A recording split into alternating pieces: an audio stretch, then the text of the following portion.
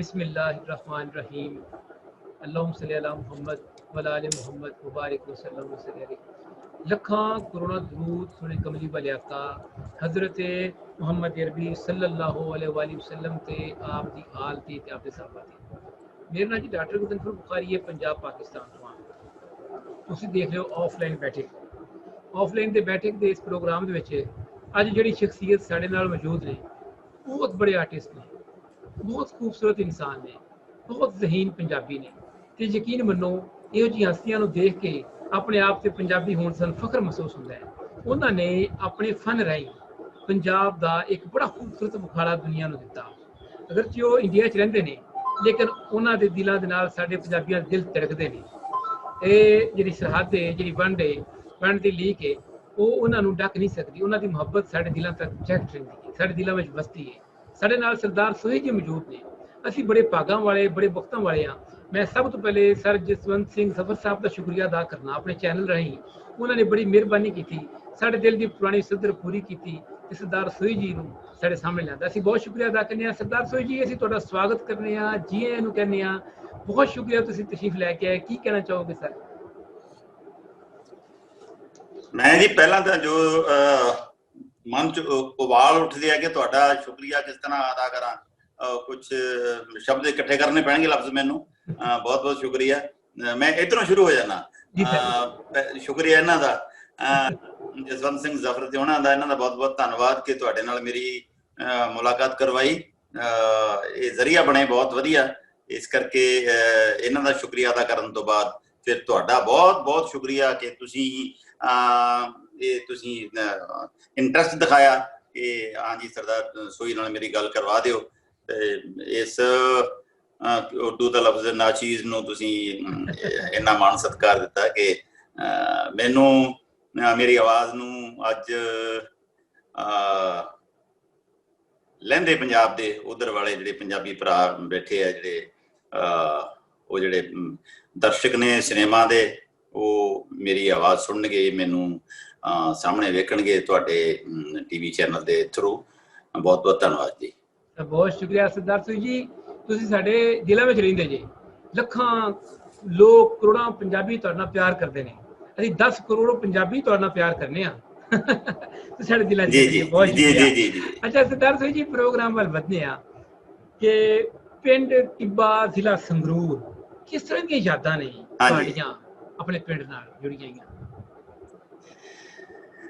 ਪਿੰਡ ਜ਼ਿੰਦਗੀ ਦੇ ਪਹਿਲੇ 25 ਕੁ ਸਾਲ ਪਿੰਡ ਹੀ ਗੁਜ਼ਰੇ ਨੇ ਮੇਰੇ।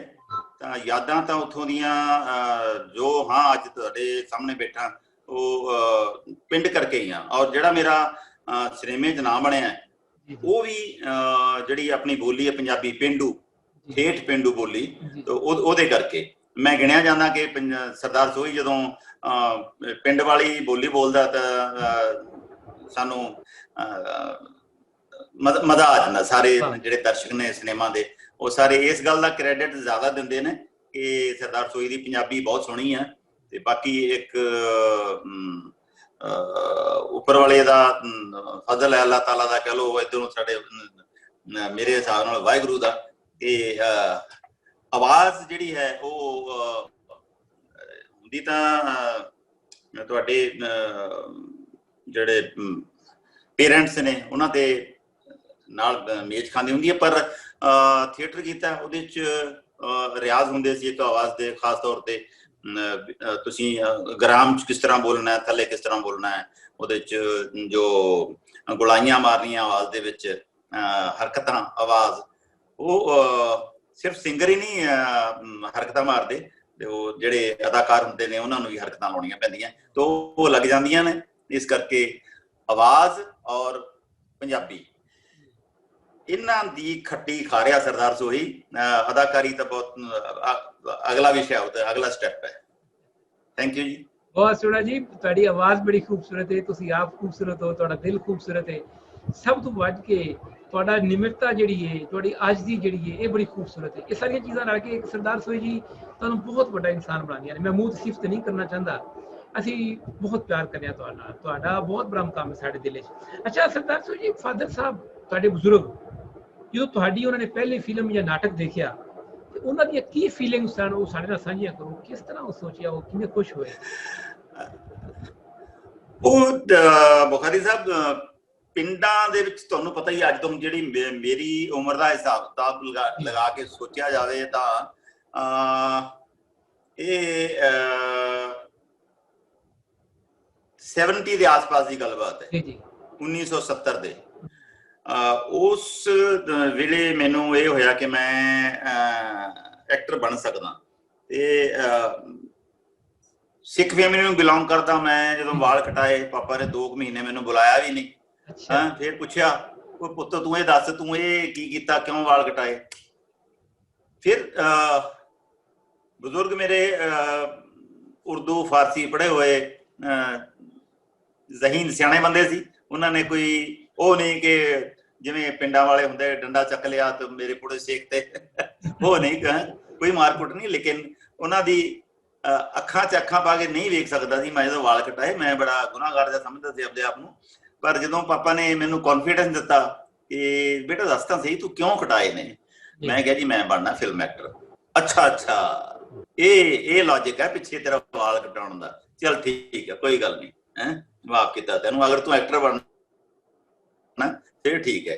ਮੈਂ ਸੋਚਿਆ ਸੀ ਕਿ ਐਵੇਂ ਮੁੰਡਿਆਂ ਨੂੰ ਚਾਹ ਹੁੰਦਾ, ਤੇ ਉਹ ਚਾਹ ਦੇ ਵਿੱਚ ਫਿਲਮਾਂ ਵਾਲੇ ਦੇਖਦੇ ਨੇ ਵੀ ਫਲਾਣੇ ਦੇ ਜਿਹੜੇ ਵਾਲ ਨੇ ਏਦਾਂ ਵਾਹੇ ਹੋਏ ਨੇ, ਫਲਾਣੇ ਨੇ ਇਸ ਤਰ੍ਹਾਂ ਸਟਾਈਲ ਬਣਾਇਆ ਹੋਇਆ ਹੈ, ਤੇ ਉਹਦੀ ਨਕਲ ਕਰਦੇ ਮੁੰਡੇ ਵਾਲ ਕਟਾ ਦਿੰਦੇ ਨੇ। ਤੇ ਆਪਣੇ ਜਿਹੜੇ ਹਜ਼ਾਮਤ ਕਰਨ ਵਾਲੇ ਬੰਦੇ ਹੁੰਦੇ ਆ, ਵਾਲ ਕੱਟਣ ਵਾਲੇ ਪਿੰਡਾਂ 'ਚ, ਉਹਨਾਂ ਦੀਆਂ ਦੁਕਾਨਾਂ ਦੇ ਵਿੱਚ ਵੱਡੇ ਪੋਸਟਰ ਫਿਲਮਾਂ ਦੇ ਲੱਗੇ ਹੁੰਦੇ ਸੀਗੇ। ਉੱਥੇ ਬੈਠ ਕੇ ਗਾਣੇ ਸੁਣਦੇ ਹੁੰਦੇ ਉਸ ਜ਼ਮਾਨੇ 'ਚ। ਉਹ ਨਾਈਆਂ ਦੀਆਂ ਦੁਕਾਨਾਂ ਮਸ਼ਹੂਰ ਹੁੰਦੀਆਂ ਸੀ ਇਸ ਕੰਮ ਵਾਸਤੇ, ਬਈ ਉੱਥੇ ਨਵੀਂ ਫਿਲਮ ਰਿਲੀਜ਼ ਹੋਣੀ ਹੈ ਤਾਂ ਪੋਸਟਰ ਉੱਥੇ ਲੱਗਿਆ ਹੁੰਦਾ ਸੀਗਾ। ਸੋ ਉਹ ਚੱਕਰ 'ਚ ਉਸ ਤਰ੍ਹਾਂ ਨਹੀਂ ਮੈਂ ਵਾਲ ਕਟਾਏ ਸੀ। ਪਿੱਛੇ ਇੱਕ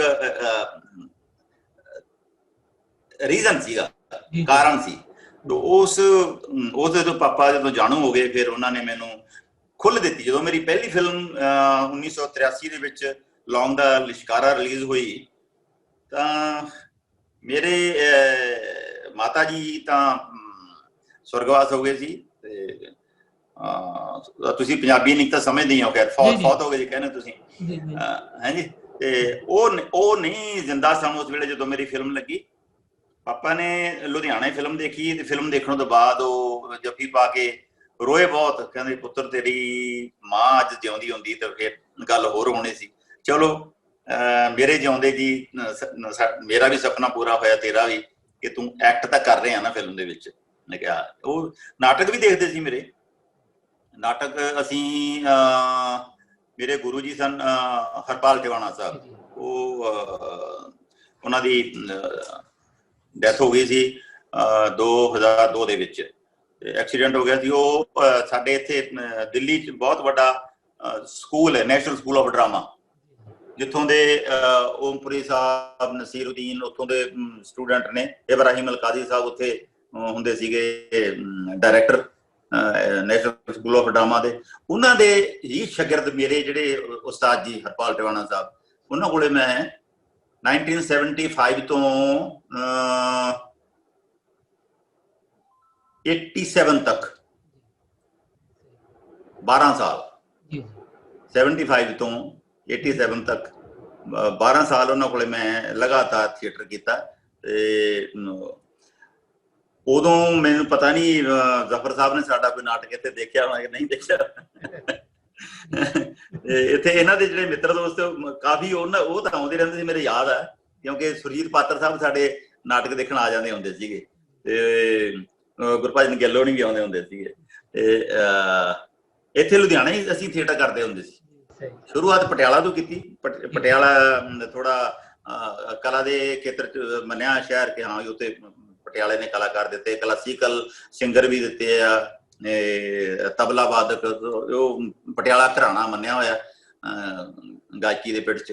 ਤੇ ਉਹ ਇਸ ਕਰਕੇ ਪਟਿਆਲੇ ਨਾਲ ਪਹਿਲਾ ਨਾਂ ਪਟਿਆਲੇ ਦਾ ਹੀ ਆਉਂਦਾ। ਮੈਂ ਉੱਥੋਂ ਸ਼ੁਰੂ ਕੀਤਾ ਸੀ। ਮੈਂ ਗੁਰਦਾਸ ਮਾਨ ਸਾਹਿਬ, ਅਸੀਂ ਇਕੱਠਿਆਂ ਨੇ 75 ਥੀਏਟਰ ਜੁਆਇਨ ਕੀਤਾ ਸੀਗਾ ਹਰਪਾਲ ਟਿਵਾਣਾ ਸਾਹਿਬ ਕੋਲੇ।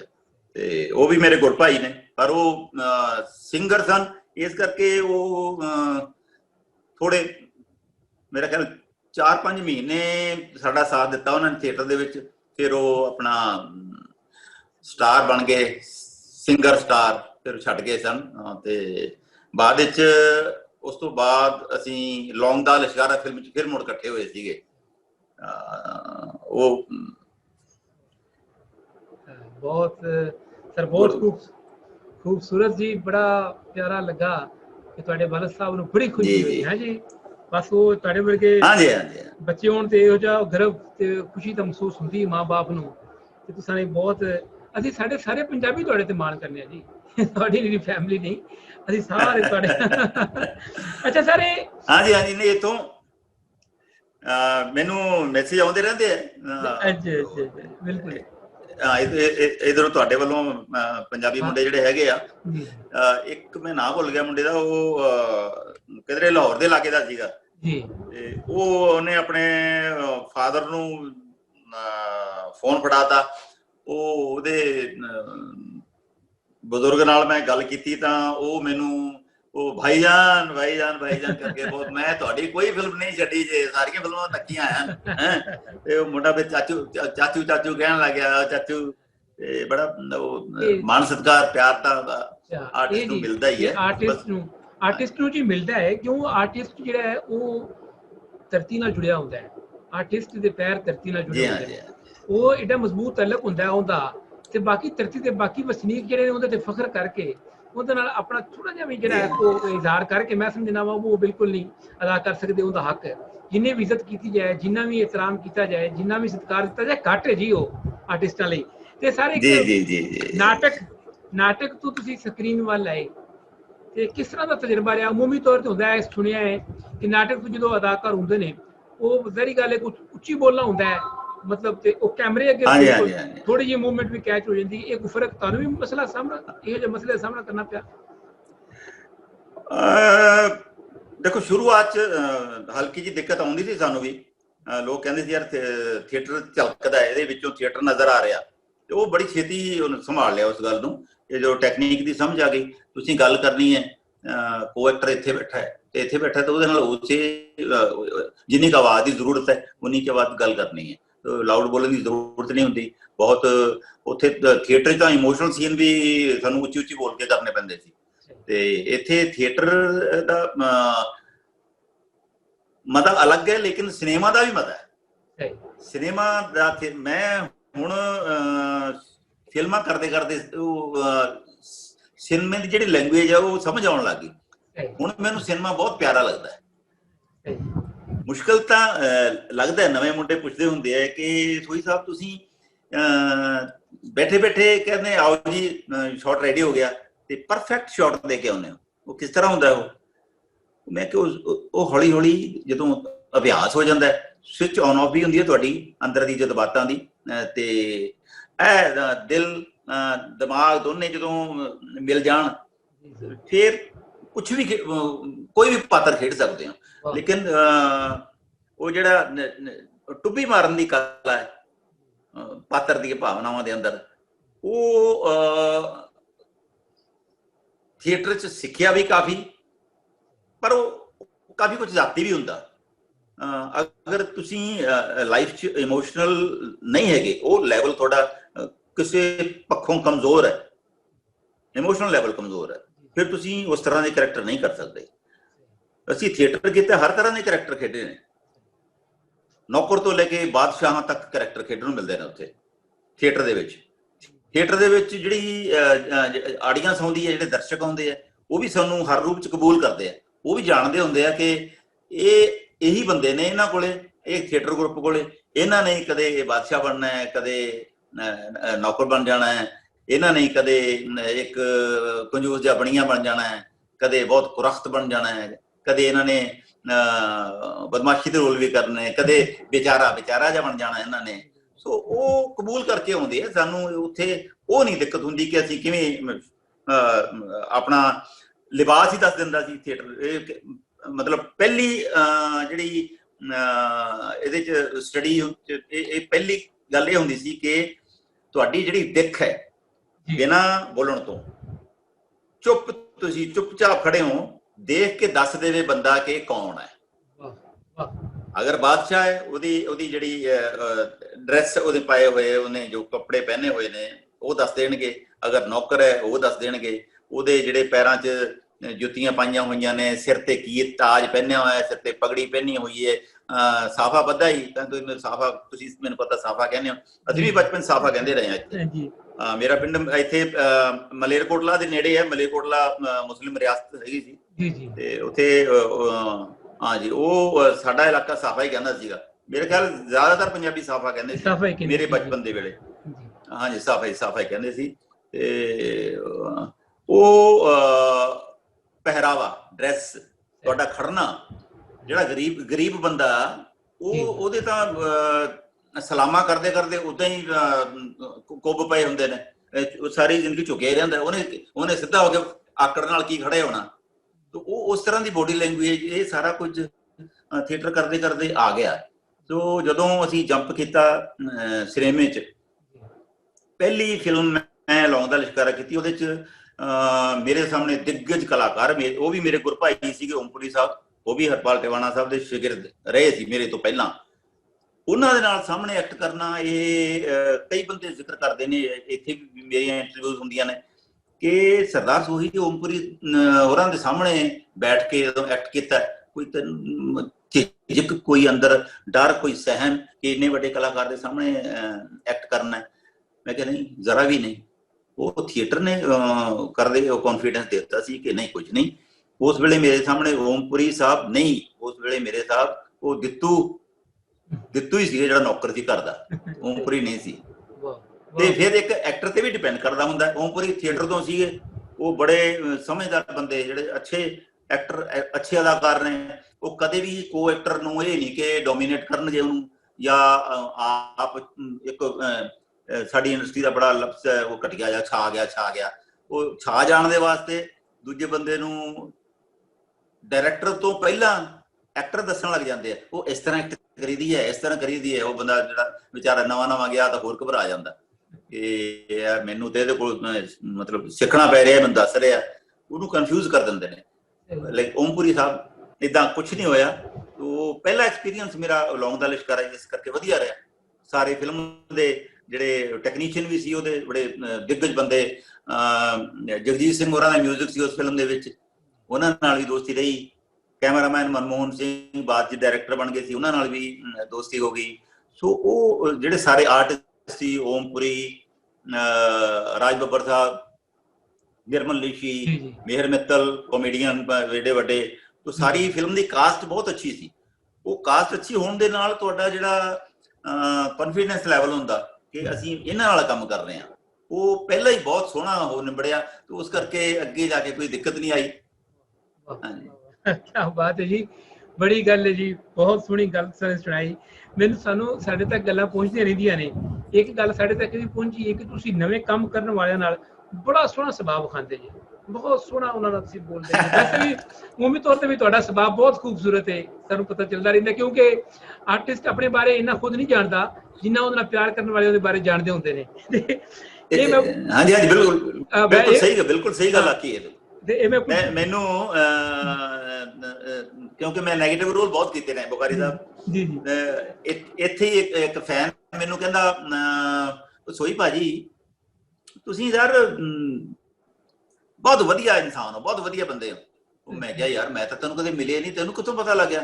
वो कहंदा भाजी जिहड़ियां अंदर दियां गल्लां हुंदियां ने दर्शक कोल सारियां पहुंचदियां ने कि तुसीं को एक्टर्स दे नाल तुसीं जिहड़ा तुहानूं मिलना आउंदा उहदे नाल किस तरह बिहेव करदे हो, किस तरह पेश आउंदे हो उहदे नाल। ते ओह चीज़ां तुहाडीਆਂ लुकियां छिपियां नहीं हुंदियां, तुहाडे जिहड़े चाहण वाले ने उन्हां तक सब कुछ पहुंचिया हुंदा। ओह तुसीं भी कहता कि असीं सब जानदे आ तुहाडे बारे किहो जिहे हो जी। बिल्कुल, तो मैं यही गल कर रहा सी ना जी कि हर चीज़ असीं साडी नज़र हुंदी आ, क्योंकि सानूं पता असीं मैं पुछना चाह रहा सी कि ये तुसीं जिहड़ा इहदा सोहना सुभाव दिखांदे जी, ਇਹ ਤੁਹਾਨੂੰ ਵਿਰਸੇ 'ਚ ਮਿਲਿਆ ਆਪਣੇ ਬਜ਼ੁਰਗਾਂ ਵੱਲੋਂ ਜਾਂ ਮਤਲਬ ਤੁਸੀਂ ਇਹ ਕਿੱਥੋਂ ਤੁਹਾਨੂੰ ਮਿਲਿਆ? ਤੇ ਦੂਸਰਾ ਇਹ ਵੀ ਦੱਸੋ ਤੁਸੀਂ ਕਿ ਬਾਕੀ ਸਾਰੇ ਵੱਡੇ ਜਿਹੜੇ ਅਦਾਕਾਰ ਨੇ ਤੁਹਾਡੇ ਨਾਲ, ਜਿਹੜੇ ਤੁਹਾਡੇ ਕੁਲੀਗਸ ਨੇ, ਉਹ ਵੀ ਇਸੇ ਤਰ੍ਹਾਂ ਦਾ ਹੀ ਸੁਭਾਅ ਵਿਖਾਉਂਦੇ ਨੇ? ਜੀ ਕਿਉਂ ਥੋੜਾ ਜਿਹਾ ਕੋਈ ਵਿੱਚੋਂ ਥੋੜਾ ਜਿਹਾ ਕਈ ਹੁੰਦੇ ਨੇ ਥੋੜਾ ਜਿਹਾ? ਨਹੀਂ ਉਹ ਦੇਖੋ ਉਹ ਜਿਹੜੀ ਗੱਲ ਉਹ ਜਿਹੜੀ ਵਿਰਾਸਤ 'ਚ ਮਿਲੀ ਹੈ ਜਾਂ ਜਿਹੜੀ ਸਾਡੇ ਵਾਲਿਦਾਨ ਨੇ ਸਾਨੂੰ ਸਮਝਾਈ ਬਚਪਨ ਤੋਂ, ਉਹ ਕਹਿੰਦੇ ਤੁਹਾਡੇ ਬਲੱਡ 'ਚ ਹੈ ਕਿ ਖਾਨਦਾਨੀ ਜੀ ਜੀ ਉਹ ਵੀ ਕਿਸੇ ਹੱਦ ਤੱਕ ਕਾਊਂਟ ਕਰਦਾ ਹੈ। ਬਚਪਨ 'ਚ ਸਭ ਤੋਂ ਪਹਿਲਾਂ ਤਾਂ ਮਾਂ ਹੀ ਬੋਲਣਾ ਸਿਖਾਉਂਦੀ ਹੈ, ਤੇ ਮਾਂ ਦੱਸਦੀ ਹੈ ਵੀ ਇਹ ਤੇਰਾ ਪਿਓ ਹੈ, ਪਾਪਾ ਹੈ ਤੇਰਾ। ਉਹ ਮਾਂ ਬਾਪ ਡਿਸਪਲਿਨ ਸਿਖਾਉਂਦਾ ਹੈ, ਤੇ ਮਾਂ ਬੋਲਣਾ ਸਿਖਾਉਂਦੀ ਹੈ, ਅਦਬ ਸਿਖਾਉਂਦੀ ਹੈ ਵੱਡੇ ਛੋਟੇ ਦਾ। ਤੇ ਉਹ ਜਿਹੜਾ ਹੈ ਉਹ ਮੈਂ ਗੱਲ ਕਰਦੇ ਕਰਦੇ ਮੈਨੂੰ ਇੱਕ ਥੋੜੀ ਕਹਾਣੀ ਲੰਬੀ ਆ ਹਲਕੀ ਜੀ, ਬੜੀ ਸੋਹਣੀ ਹੈ। ਸੁਣਾਓ ਪਲੀਜ਼। ਹਾਂਜੀ, ਹੁਣ ਅੱਜ ਕੱਲ ਰਾਜਕੁਮਾਰ ਸੰਤੋਸ਼ੀ ਸਾਹਿਬ ਡਾਇਰੈਕਟਰ, ਉਹਨਾਂ ਨੂੰ ਹਰ ਕੋਈ ਜਾਣਦਾ ਹੈ ਜੀ। ਘਾਇਲ ਫਿਲਮ ਉਹਨਾਂ ਨੇ ਸਨੀ ਦਿਓਲ ਵਾਲੀ ਡਾਇਰੈਕਟ ਕੀਤੀ ਸੀ, ਬੜੀਆਂ ਵੱਡੀਆਂ ਫਿਲਮਾਂ ਕੀਤੀਆਂ ਡਾਇਰੈਕਟਰ। ਉਹਨਾਂ ਦੇ ਫਾਦਰ ਹੁੰਦੇ ਸੀ PL ਸੰਤੋਸ਼ੀ। ਫਸਟ ਟਾਈਮ ਮੈਂ ਬੰਬੇ ਗਿਆ, ਉਦੋਂ ਮੇਰੀ ਏਜ ਹਾਰਡਲੀ 19-20 ਸਾਲ ਦੀ ਸੀ। ਉੱਥੇ ਗਿਆ ਤਾਂ ਮੇਰੀ PL ਸੰਤੋਸ਼ੀ ਸਾਹਿਬ ਨਾਲ ਮੁਲਾਕਾਤ ਹੋ ਗਈ। ਉਹ ਫਿਰ ਜਿਹੜੀ ਫਿਲਮੀ ਮੁਲਾਕਾਤਾਂ ਹੁੰਦੀਆਂ ਨੇ ਉਹਦੇ 'ਚ ਥੋੜਾ ਦੌਰ ਵੀ ਚੱਲ ਪੈਂਦਾ। ਉਹ ਦੌਰ ਚਲਦੇ ਚ ਮੈਨੂੰ ਸੰਤੋਸ਼ੀ ਸਾਹਿਬ ਕਹਿੰਦੇ, ਬੇਟਾ ਆਪ ਖਾਨਦਾਨੀ ਹੋ। ਹੁਣ ਮੈਂ ਛੋਟੀ ਉਮਰ, ਮੈਨੂੰ ਪਤਾ ਹੀ नहीं है क्यों कह के खानदानी हो। मैं कहा सर मैं समझा नहीं, आप खानदानी क्यों किस लिए बोल दिया मुझे। बेटा समझाता हूँ, सुनिए। एक तो आपकी एज बहुत यंग हो, आप अभी बच्चे हो, 19-20 साल की क्या एज होती है सीखने विखने वाली, या बहुत कुछ सीख गए आप। ये आप अपने घर से सीख कर आए हैं। जो है लोगों से आप कैसे मिलना है, बड़े का अदब कैसे करना है, ये किसी स्कूल कॉलेज में वहां पे तो सीखा नहीं जा सकता। तब तक काम हो चुका होता है, घर पे ये सब कुछ हो चुका होता है। स्कूल कॉलेज में जाके अदब अदाब नहीं सीखता आदमी, वो घर से सीखा जाता है। वहां तो अगर कोई थोड़ा टेढ़ा चलेगा, जैसे पहले कहते थे कि जी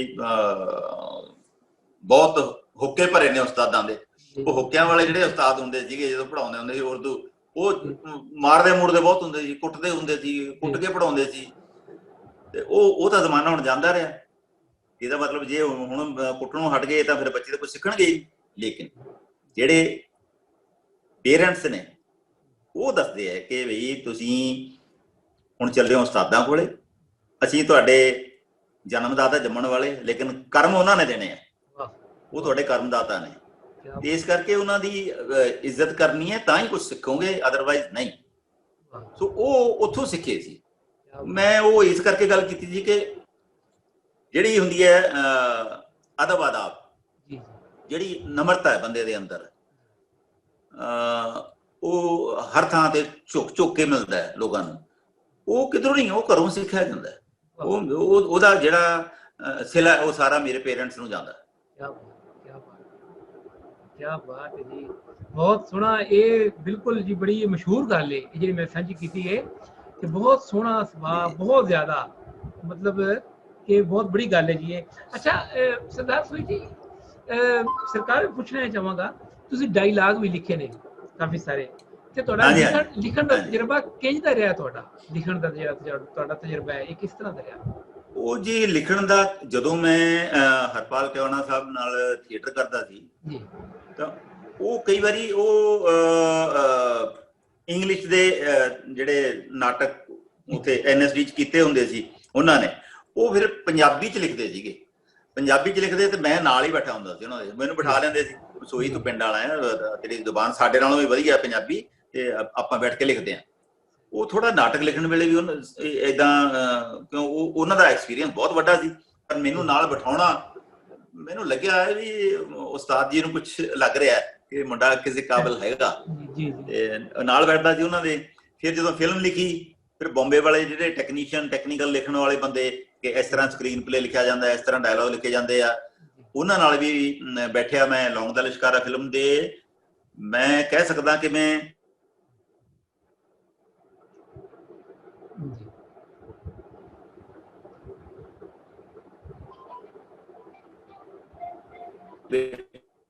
ਨਿਰਮਲ ਲਿਸ਼ੀ ਮੈਡਮ ਨੇ ਸਾਡੇ, ਉਹ ਬੈਠਦੇ ਸੀ। ਨੀਨਾ ਜੀ, ਉਹਨਾਂ ਦੀ ਵਾਈਫ ਨੀਨਾ ਟਿਵਾਣਾ, ਉਹ ਵੀ ਬੈਠਦੇ ਸੀ ਨਾਲ। ਪਰ ਉਹ ਟਿਵਾਣਾ ਸਾਹਿਬ ਦਾ ਜਿਹੜਾ ਹੁੰਗਾਰਾ ਮੇਰੇ ਪ੍ਰਤੀ ਆਉਂਦਾ ਸੀ, ਇਹ ਸੋਹੀ ਜੋ ਕਹਿ ਰਿਹਾ ਵੀ ਬਿਲਕੁਲ ਸਹੀ ਕਹਿ ਰਿਹਾ। ਉੱਥੋਂ ਫਿਰ ਮੈਨੂੰ ਹਿੰਮਤ ਮਿਲੀ ਕਿ ਸ਼ਾਬਾਸ਼ੀ ਮਿਲੀ, ਜਦੋਂ ਉਸਤਾਦ ਜੀ ਦਾ ਥਾਪੜਾ ਤੁਹਾਡੇ ਮੋਢਿਆਂ ਤੇ ਪੈ ਜਾਵੇ, ਉਹ ਫਿਰ ਤੁਹਾਨੂੰ ਕੌਣ ਰੋਕ ਸਕਦਾ। ਫਿਰ ਜਦੋਂ ਫਿਲਮ ਗਈ ਸੈੱਟ ਤੇ, ਇਹ ਬੁਖਾਰੀ ਸਾਹਿਬ ਫਿਲਮ ਸੈੱਟ ਤੇ ਗਈ, ਤੇ ਜਿਹੜੇ ਉਥੋਂ ਡਾਇਰੈਕਟਰ ਆਏ ਸੀ ਰਵਿੰਦਰ ਪੀਪਟ ਸਾਹਿਬ, ਉਹਨਾਂ ਨੇ ਪਹਿਲਾਂ ਫਿਲਮ ਕੀਤੀ ਸੀ ਚੰਨ ਪਰਦੇਸੀ। ਉਹਦੇ ਚ ਬਲਦੇਵ ਗਿੱਲ ਉਹਨਾਂ ਦਾ ਬੜਾ ਨਾਂ ਹੋ ਗਿਆ ਸੀ ਵੱਡਾ। ਉਹ ਕਹਿੰਦੇ ਜੀ ਲੋਕੇਸ਼ਨ ਤੇ ਕੁਝ ਡਾਇਲੌਗ ਸਾਨੂੰ ਚੇਂਜ ਕਰਨੇ ਪੈ ਜਾਂਦੇ ਨੇ ਵਕਤ ਤੇ, ਉਸੇ ਵਕਤ ਤੁਰੰਤ। ਸੋ ਉਹਦੇ ਵਾਸਤੇ ਕਿਹਨੂੰ ਰੱਖੀਏ ਨਾਲ? ਉਹ ਕਹਿੰਦੇ ਨਾਲ ਕਿਹਨੂੰ ਰੱਖਣਾ, ਇਹ ਸੋਈ ਕਰੂਗਾ ਨਾ। ਮੈਂ ਕਿਹਾ ਵਾਹ, ਮੈਂ ਕਿਹਾ ਵਾਹ ਉਸਤਾਦ ਜੀ ਕੀ ਬਾਤ ਹੈ। ਇਹਨਾਂ ਕੌਨਫੀਡੈਂਸ ਮੇਰੇ ਚ, ਇੰਨਾ ਕੌਨਫੀਡੈਂਸ ਦਿਖਾ ਰਹੇ ਹੋ, ਬਸ ਹੋਰ ਮਤਲਬ ਉੱਪਰ ਵਾਲੇ ਦਾ ਸ਼ੁਕਰੀਆ ਕੀਤਾ ਕਿ ਵਾਹ ਵਾਹ, ਮੈਂ ਜ਼ਿੰਮੇਵਾਰੀ ਦੇ ਕਾਬਿਲ ਸਮਝ ਰਹੇ ਨੇ ਮੈਨੂੰ। ਉਹ ਫਿਰ ਉਹ ਸੇਮ ਵਾਕਿਆ ਸੁਣਾਉਣਾ ਤੁਹਾਨੂੰ ਪੂਰਾ ਮੈਂ। ਲੌਂਗ ਦਾ ਲਿਸ਼ਕਾਰਾ ਚ ਡਾਇਲੋਗ ਲਿਖੇ, ਉਹਦੇ ਚ ਮੌਸਮ ਲਿਖਿਆ ਸੀ ਗਰਮੀ ਦਾ, ਸ਼ੁਰੂ ਦਾ। ਉਹ ਗਰਮੀ ਦੇ ਮੌਸਮ ਚ ਓਮਪੁਰੀ ਸਾਹਿਬ ਛੱਪੜ ਦੇ ਵਿੱਚ ਕੱਟਾ ਨਵਾ ਰਹੇ ਨੇ, ਇੰਟਰੋਡਕਸ਼ਨ ਉਹਨਾਂ ਦੀ। ਤੇ ਜਦੋਂ ਸ਼ੂਟ ਕਰਨ ਲੱਗੇ ਅਸੀਂ, ਤੇ ਸ਼ੂਟ ਕਰਨ ਵੇਲੇ ਉਹ ਮੌਸਮ ਸਰਦੀ ਦਾ, ਦਸੰਬਰ ਦਾ। ਮੈਨੂੰ ਕਹਿੰਦੇ ਉਹ ਡਾਇਰੈਕਟਰ ਰਵਿੰਦਰ ਪੀਪਟ ਸਾਹਿਬ, ਉਹ ਸੋਈ ਯਾਰ ਮੌਸਮ ਕਿਹੜਾ ਹੈ ਹੁਣ, ਉਹ ਪਾਣੀ ਦੇ ਵਿੱਚ ਕਿਵੇਂ ਵੜੂਗਾ ਓਮਪੁਰੀ, ਉਹ ਜੇ ਵੜੇਗਾ ਕਿਵੇਂ? ਉਹ ਇਸ ਤਰ੍ਹਾਂ ਇਹ ਚੇਂਜ ਕਰਨੇ ਪੈਣਗੇ ਡਾਇਲੌਗ। ਮੈਂ ਜੇ ਕਰ ਦੂੰਗਾ। ਅੱਛਾ, ਇੱਕ ਹੋਰ 2 ਸੀਨ ਦੱਸੇ ਮੈਨੂੰ, ਇਹ ਆਪਾਂ ਨੇ ਸਵੇਰੇ ਸ਼ੂਟ ਕਰਨੇ ਆ, ਤੇ ਚੱਲ ਇਹਨਾਂ ਨੂੰ ਦੁਬਾਰਾ ਲਿਖ ਕੇ ਦੇ। ਮੈਂ ਇਹ ਲਿਖਦੇ ਨੇ ਅੱਧੇ ਘੰਟੇ ਚ, ਮੈਂ ਅੱਧੇ ਘੰਟੇ ਚ ਦੋਵੇਂ ਸੀਨ ਦੁਬਾਰਾ ਤੁਰੰਤ ਲਿਖ ਕੇ ਉਹਨਾਂ ਨੂੰ ਦਿੱਤੇ, ਪੜ੍ਹਿਆ ਉਹਨਾਂ ਨੇ, ਕਹਿੰਦੇ ਕਮਾਲ ਕਰ ਦਿੱਤੀ ਯਾਰ ਹੈ। ਅਸੀਂ ਤਾਂ ਜੋ ਟਿਵਾਣਾ ਸਾਹਿਬ ਨੇ ਜੋ ਕਿਹਾ ਸੀ ਉਹ ਤਾਂ ਸੱਚ ਹੋ ਗਿਆ, ਤੇਰਾ ਬੜਾ ਹੱਥ ਖੁੱਲਿਆ ਤੇਰਾ ਡਾਇਲੌਗ ਲਿਖਣ ਦੇ ਵਿੱਚ। ਸੋ ਉਸ ਤੋਂ ਬਾਅਦ ਫਿਰ ਕਾਫੀ ਫਿਲਮਾਂ ਦੇ ਡਾਇਲੌਗ ਲਿਖੇ ਮੈਂ। ਹਰਭਜਨ ਮਾਨ ਦੀ ਫਿਲਮ ਆਈ ਸੀ ਇੱਕ, ਹਾਣੀ ਹਰਭਜਨ ਮਾਨ ਦੀ, ਉਹਦੇ ਡਾਇਲੌਗ ਵੀ ਲਿਖੇ ਸੀ ਮੈਂ। ਬਾਗੀ ਫਿਲਮ ਸੀ, ਉਹਨੂੰ ਨੈਸ਼ਨਲ ਅਵਾਰਡ ਮਿਲਿਆ ਸੀਗਾ। ਉਹ ਇੰਟਰਕਾਸਟ ਮੈਰਿਜ ਤੇ ਹੈਗੀ ਸੀ ਫਿਲਮ, ਉਹਨੂੰ ਇਸੇ ਕਰਕੇ ਨੈਸ਼ਨਲ ਅਵਾਰਡ ਵੀ ਮਿਲਿਆ ਸੀ। ਸੁਖਵਿੰਦਰ ਧੰਜਲ ਮੇਰੇ ਦੋਸਤ ਨੇ, ਉਹਨਾਂ ਨੇ ਡਾਇਰੈਕਟ ਕੀਤੀ ਸੀ ਫਿਲਮ। ਉਹ ਮੈਂ ਡਾਇਲੌਗ ਲਿਖੇ ਸੀ ਔਰ ਹੀਰਨ ਦੇ ਬ੍ਰਦਰ ਦਾ ਰੋਲ ਕੀਤਾ ਸੀ। ਉਹਦੇ ਚ ਪਿੱਛੇ ਜੇ ਇੱਕ ਲੇਖ ਛਪਿਆ, ਉਹਦੇ ਚ ਪੱਤਰਕਾਰ ਨੇ ਬੰਬੇ ਤੋਂ ਹੈਗੇ, ਤਾਂ ਪੰਜਾਬੀ ਵੀ ਨੇ, ਚਲੋ ਉਹਨਾਂ ਨੇ ਲਿਖਿਆ ਕਿ ਸਰਦਾਰ ਸੂਹੀ ਹੌਲੀ ਹੌਲੀ ਇੰਨਾ ਨਿਖਰ ਗਿਆ ਬਤੌਰ ਐਕਟਰ ਕਿ ਓਮਪੁਰੀ ਵਰਗਾ ਦਿੱਗਜ ਕਲਾਕਾਰ ਉਹਦੇ ਨਾਲ ਟੱਕਰ ਲਈ ਕਿਧਰੇ ਕਿਧਰੇ, ਉਹ ਲਫ਼ਜ਼ ਮੈਂ ਤਾਂ ਨਹੀਂ ਵਰਤਣਾ ਚਾਹੁੰਦਾ, ਕਿਧਰੇ ਕਿਧਰੇ ਓਮਪੁਰੀ ਸਾਹਿਬ, ਕਿ ਉਹ ਕਰੈਕਟਰ ਹੀ ਇਹੋ ਜਿਹਾ ਸੀ ਉਹਨਾਂ ਦਾ। ਉਹ ਪੜ੍ਹੇ ਲਿਖੇ, ਮੇਰੇ ਵਾਲਾ ਕਰੈਕਟਰ ਆਮ ਲੋਕਾਂ ਦੀ ਪਸੰਦ ਵਾਲਾ ਸੀ, ਅਨਪੜ੍ਹ ਬੰਦਾ, ਸੁਭਾਅ ਦਾ ਬਹੁਤ ਸਖਤ, ਪਰ ਇਹ ਨਹੀਂ ਕਿ ਉਹ ਨੈਗੇਟਿਵ ਹੈ। ਉਹ ਜਮਾਤ ਹੀ ਇਹੋ ਜਿਹੀ ਹੈ, ਉਹ ਸ਼ਡਿਊਲ ਕਾਸਟ ਕਰੈਕਟਰ ਸੀ। ਉਹ ਹਾਂਜੀ, ਉਹ ਮਤਲਬ ਜ਼ਿੱਦੀ ਬਹੁਤ। ਜਿੱਥੇ ਉਹਦੀ ਅਣਖ ਵਗਾਰੀ ਗਈ, ਜਿੱਥੇ ਉਹਨੂੰ ਕਿਸੇ ਨੇ ਤਾਨਾ ਦੇਤਾ ਕਿ ਤੂੰ ਸ਼ਡਿਊਲ ਕਾਸਟ ਹੈ ਤੇਰਾ, ਉਹ ਉੱਥੇ ਫਿਰ ਉਹ ਗਲ ਪੈਂਦਾ ਸੀ ਬੰਦੇ ਦੇ। ਤੇ ਉਹ ਕਰੈਕਟਰ ਆਮ ਲੋਕਾਂ ਦਾ ਕਰੈਕਟਰ ਹੁੰਦਾ, ਆਮ ਲੋਕਾਂ ਨੂੰ ਉਹਦੇ ਚ ਬੜੀ ਖੁਸ਼ੀ ਮਿਲਦੀ ਹੈ, ਤਾੜੀਆਂ ਮਾਰਦੇ ਨੇ, ਕਿਆ ਬਾਤ ਹੈ ਯਾਰ, ਕਿਆ ਬਾਤ ਹੈ। ਪਰ ਜਿਹੜੀ ਓਮਪੁਰੀ ਸਾਹਿਬ ਦਾ ਕਰੈਕਟਰ ਸੀ, ਉਹ ਪੜ੍ਹੇ ਲਿਖੇ ਫੌਜੀ ਸਿਆਣੇ ਬੰਦੇ, ਇਸ ਕਰਕੇ ਉਹ ਕਈ ਲੋਕਾਂ ਨੂੰ ਇਹ ਲੱਗਣ ਲੱਗ ਜਾਂਦਾ ਨਹੀਂ ਸੋਈ ਛਾ ਗਿਆ ਵਾਲੀ ਗੱਲ ਨਹੀਂ ਸੀ। ਉਹ ਕਰੈਕਟਰ ਹੀ ਮੇਰਾ ਇਹੋ ਜਿਹਾ ਸੀ, ਉਹਦੀ ਤਾਰੀਫ ਹੋਈ ਸੀ। ਖੈਰ ਬਹੁਤ ਜ਼ਬਰਦਸਤ, ਸਾਰੇ ਬੜੀਆਂ ਪਿਆਰੀਆਂ ਗੱਲਾਂ ਤੁਹਾਡੇ ਕੋਲ ਸੁਣਨ ਨੂੰ ਮਿਲ ਰਹੀਆਂ ਨੇ। ਸਾਨੂੰ ਸਾਡੇ ਬੜੇ ਧੰਨ ਭਾਗ ਨੇ ਕਿ ਤੁਸੀਂ ਸਾਡੇ ਨਾਲ ਮੌਜੂਦ ਹੋ। ਅਸੀਂ ਤਾਂ ਇੱਕ ਮਿੰਟ ਜਿਹੜਾ ਉਹ ਅਸੀਂ ਇੰਜੋਏ ਕਰ ਰਹੇ ਹਾਂ, ਇੱਕ ਬੜੇ ਵੱਡੇ ਆਰਟਿਸਟ ਦੀ। ਨਹੀਂ, ਮੈਂ ਵੀ ਬੁਖਾਰੀ ਸਾਹਿਬ, ਮੈਂ ਵੀ ਫਾਇਦਾ ਉਠਾਉਣ ਲੱਗ ਗਿਆ ਨਜਾਇਜ਼। ਮੈਂ ਜ਼ਿਆਦਾ ਡਿਟੇਲ ਚ ਬੋਲਣ ਲੱਗ ਗਿਆ। ਨਹੀਂ, ਮੈਂ ਕਿਹਾ ਇੱਕ ਘੰਟਾ ਮੈਨੂੰ ਪਤਾ ਵੀ, ਮੈਨੂੰ ਪਤਾ 1 ਘੰਟਾ ਬੈਠਣਾ ਨਹੀਂ ਸਰ, ਇਹ ਤੁਹਾਡੀ ਜਿੰਨਾ ਕੁਝ ਤੁਹਾਡੀ ਸ਼ਫਕਤ ਹੈ, ਡਿਟੇਲ ਚ ਦੱਸ। ਮੈਂ ਅਸੀਂ ਜੀ ਬਿਲਕੁਲ ਇਹੀ ਚਾਹਾਂਗੇ, ਇਹ ਤੁਹਾਡੀ ਸ਼ਫਕਤ ਹੈ, ਤੁਹਾਡੀ ਇਹ ਸ਼ਫਕਤ ਹੈ ਸੈਨਾ ਪਿਆਰਾ ਸਾਡੇ ਲਈ, ਸਾਡੇ ਟਾਈਮ ਕੱਢਿਆ ਆਪਣੇ ਬੜੇ ਕੀਮਤੀ ਵਕਤ ਚੋਂ। ਇਹ ਜੀ ਸਾਡੀ ਬੜੀ ਖੁਸ਼ਬਖਤੀ ਹੈ ਅੱਜ ਤੁਸੀਂ ਸਾਡੇ ਨਾਲ ਮੌਜੂਦ ਹੋ। ਅੱਛਾ ਸੋਈ ਸਾਹਿਬ, ਸਰਦਾਰ ਸੋਈ ਸਾਹਿਬ, ਇੱਕ ਸਵਾਲ ਮੇਰੇ ਮਨ 'ਚ ਆਉਂਦਾ ਸੀ, ਤੁਸੀਂ ਜੋ ਕਿ ਪਿੰਡ ਟਿੱਬੇ ਤੋਂ ਗਏ ਸੀ, ਕਦੀ ਪਿੰਡ ਦੀ ਵਜ੍ਹਾ ਤੋਂ ਤੁਹਾਨੂੰ ਮੁਸ਼ਕਲ ਦਾ ਵੀ ਸਾਹਮਣਾ ਕਰਨਾ ਪਿਆ ਵੀ ਯਾਰ ਪਿੰਡੂ ਭਾਈ ਹੈ, ਜਾਂ ਇਸ ਤਰ੍ਹਾਂ ਕੋਈ ਗੱਲਾਂ ਹੁੰਦੀਆਂ ਨਾ ਜੀ, ਜਿਵੇਂ ਪਿੰਡ ਤੋਂ ਜਿਹੜੇ ਬੰਦੇ ਹੁੰਦੇ? ਹਾਂਜੀ, ਉਹ ਤਾਂ ਬਹੁਤ ਕੁਝ ਸੁਣਨਾ ਪਿਆ ਜੀ। ਅੱਛਾ ਜੀ। ਉਹ ਪਿੰਡਾਂ ਵਾਲੇ ਜੀ, ਮੇਰੇ ਫਾਦਰ ਸਾਹਿਬ ਪੜ੍ਹੇ ਲਿਖੇ ਸੀ, ਉਰਦੂ ਫਾਰਸੀ ਪੜ੍ਹੇ ਹੋਏ, ਤੇ ਪਿੰਡ ਵੱਲੋਂ ਵੀ ਅਸੀਂ, ਸਾਡਾ ਪਿਛੋਕੜ ਬੜਾ ਵੱਡਾ ਸਰਦਾਰਾਂ ਦਾ ਸੀ। ਮੇਰੇ ਪੜਦਾਦਾ ਨਾਭਾ ਰਿਆਸਤ ਦੇ ਆਈਜੀ ਪੁਲਿਸ ਹੁੰਦੇ ਸੀ, ਸੋ ਉਹਨਾਂ ਦਾ ਪੁੱਤ ਫਿਲਮਾਂ 'ਚ ਕੰਮ ਕਰੇ, ਸਰਦਾਰ। ਉਹਨਾਂ ਨੂੰ ਪਿੰਡ ਵਾਲਿਆਂ ਨੇ, ਉਹ ਡਾਕਟਰ ਮੇਰੇ ਪਾਪਾ ਜੀ ਦਾ ਨਾਮ ਸ਼ਿਵਦੇਵ ਸਿੰਘ, ਤੇਰਾ ਪੁੱਤ ਕਿੱਧਰ ਹੈ, ਕੰਜਰ ਹੀ ਕਹਿੰਦੇ ਸੀ, ਕੰਜਰਾਂ ਵਾਲੇ ਕੰਮ 'ਚ ਪੈ ਗਿਆ। ਉਹ ਪਾਪਾ ਸੁਣਦੇ ਵੀ ਰਹਿੰਦੇ ਸੀ, ਕਈ ਵਾਰੀ ਸੁਣਦੇ ਸੀ। ਇੱਕ ਵਾਰੀ ਮੈਨੂੰ ਮੇਰੀ ਹੁਣ ਕਾਮਯਾਬੀ ਮਿਲਣ ਤੋਂ ਬਾਅਦ ਦੀ ਗੱਲ, ਮੇਰੀ ਛੋਟੀ ਭੈਣ ਨੇ ਮੈਨੂੰ ਦੱਸਿਆ, ਕਹਿੰਦੀ ਵੀਰ ਤੈਨੂੰ ਪਤਾ ਤੇਰੇ ਬਾਰੇ ਪਾਪਾ ਲੋਕਾਂ ਕੋਲੇ ਕੀ ਗੱਲ ਕਰਦੇ ਸੀ? ਮੈਂ ਕਿਹਾ ਕੀ ਕਰਦੇ ਸੀ? ਕਹਿੰਦੀ ਉਹ ਜਿਹੜਾ ਫਲਾਣਾ ਬੰਦਾ ਸੀ, ਉਹ ਪੰਚਰ ਲਾਉਂਦਾ ਸੀ ਸਾਈਕਲਾਂ ਨੂੰ, ਉਹ ਤੇਰੇ ਬਾਰੇ ਬਹੁਤ ਤੇਰੇ ਖਿਲਾਫ ਬੋਲਦਾ ਸੀ, ਪੰਡਤ ਸੀ ਉਹ। ਉਹ ਕਹਿੰਦਾ ਸੀ ਮੁੰਡੇ ਨੂੰ ਆਪਣੇ ਨਾਲ ਹੀ ਲਾ ਲਓ। ਮੇਰੇ ਫਾਦਰ RMP ਸੀਗੇ, ਮਿਲਟਰੀ 'ਚ ਰਹੇ ਸੀ, ਪਹਿਲਾਂ ਮੈਡੀਕਲ ਡਿਪਾਰਟਮੈਂਟ 'ਚ ਅੰਗਰੇਜ਼ਾਂ ਦੇ ਵੇਲੇ। ਉਹ ਫਿਰ ਇੱਥੇ ਉਹਨਾਂ ਨੇ ਉਦੋਂ ਆਜ਼ਾਦੀ ਦਾ ਦੌਰ, ਨਵਾਂ ਜੋਸ਼, ਉਹਨਾਂ ਨੇ ਫੌਜ ਚੋਂ ਇਸਤੀਫਾ ਦੇ ਕੇ ਆ ਗਏ। ਕਹਿੰਦੇ ਜੀ ਮੈਂ ਨਹੀਂ ਨੌਕਰੀ ਕਰਨੀ ਫੌਜ ਦੀ, ਦੇਸ਼ ਭਗਤੀ ਜਾਗ ਪਈ, ਦੇਸ਼ ਭਗਤ ਬਣ ਗਏ।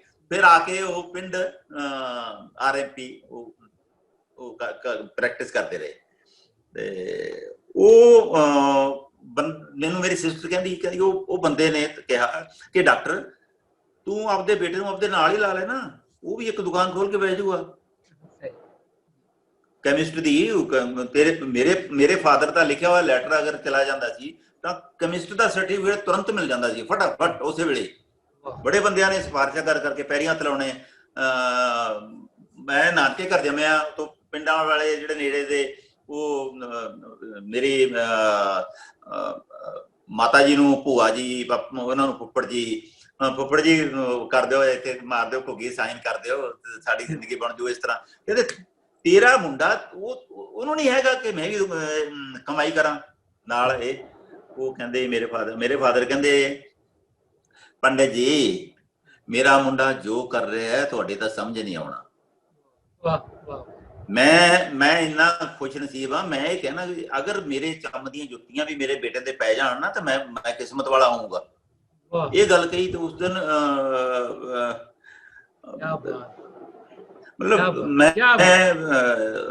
ਮੇਰੀ ਭੈਣ ਨੇ ਰਵਾਤਾ ਮੈਨੂੰ ਇਹ ਦੱਸ ਕੇ, ਮੈਂ ਰੋਣ ਲੱਗਿਆ। ਮੈਂ ਕਿਹਾ ਪਾਪਾ ਇਹ ਕਹਿ ਕੇ ਕਹਿੰਦੇ ਹਾਂ, ਬਹੁਤ ਇਮੋਸ਼ਨਲ, ਬਹੁਤ ਬੜੀ ਹੈ ਜੀ ਲਮਾ ਸੀ ਉਹ, ਬਹੁਤ ਬੜੀ ਗੱਲ ਹੈ ਜੀ। ਹਾਂਜੀ ਉਹ ਮੈਂ ਬੜੇ ਫਖਰ ਨਾਲ ਕਹਿਣਾ ਕਿ ਮੈਂ ਉਹਨਾਂ ਦੀ ਔਲਾਦ ਆ, ਉਹਨਾਂ ਦਾ ਪੁੱਤ ਆ। ਇਸ ਕਰਕੇ ਅਦਰਵਾਈਜ਼ ਮੈਂ ਵਿੱਚ ਰਸਤੇ ਦੇ ਵਿੱਚ ਹੀ ਰੁਲ ਜਾਣਾ ਸੀ ਜੇ ਮੈਨੂੰ ਥਾਪੜਾ ਨਾ ਦਿੰਦੇ ਮੇਰੇ ਫਾਦਰ ਸਾਹਿਬ, ਮੇਰੇ ਪਾਪਾ। ਉਹਨਾਂ ਦਾ ਮੇਰੇ ਸਿਰ ਤੇ, ਮੇਰੇ ਮੋਢੇ ਤੇ ਹੱਥ ਰਿਹਾ, ਤੇ ਇਸ ਕਰਕੇ ਮੈਂ ਕਾਮਯਾਬੀ ਹਾਸਿਲ ਕੀਤੀ ਹੈ।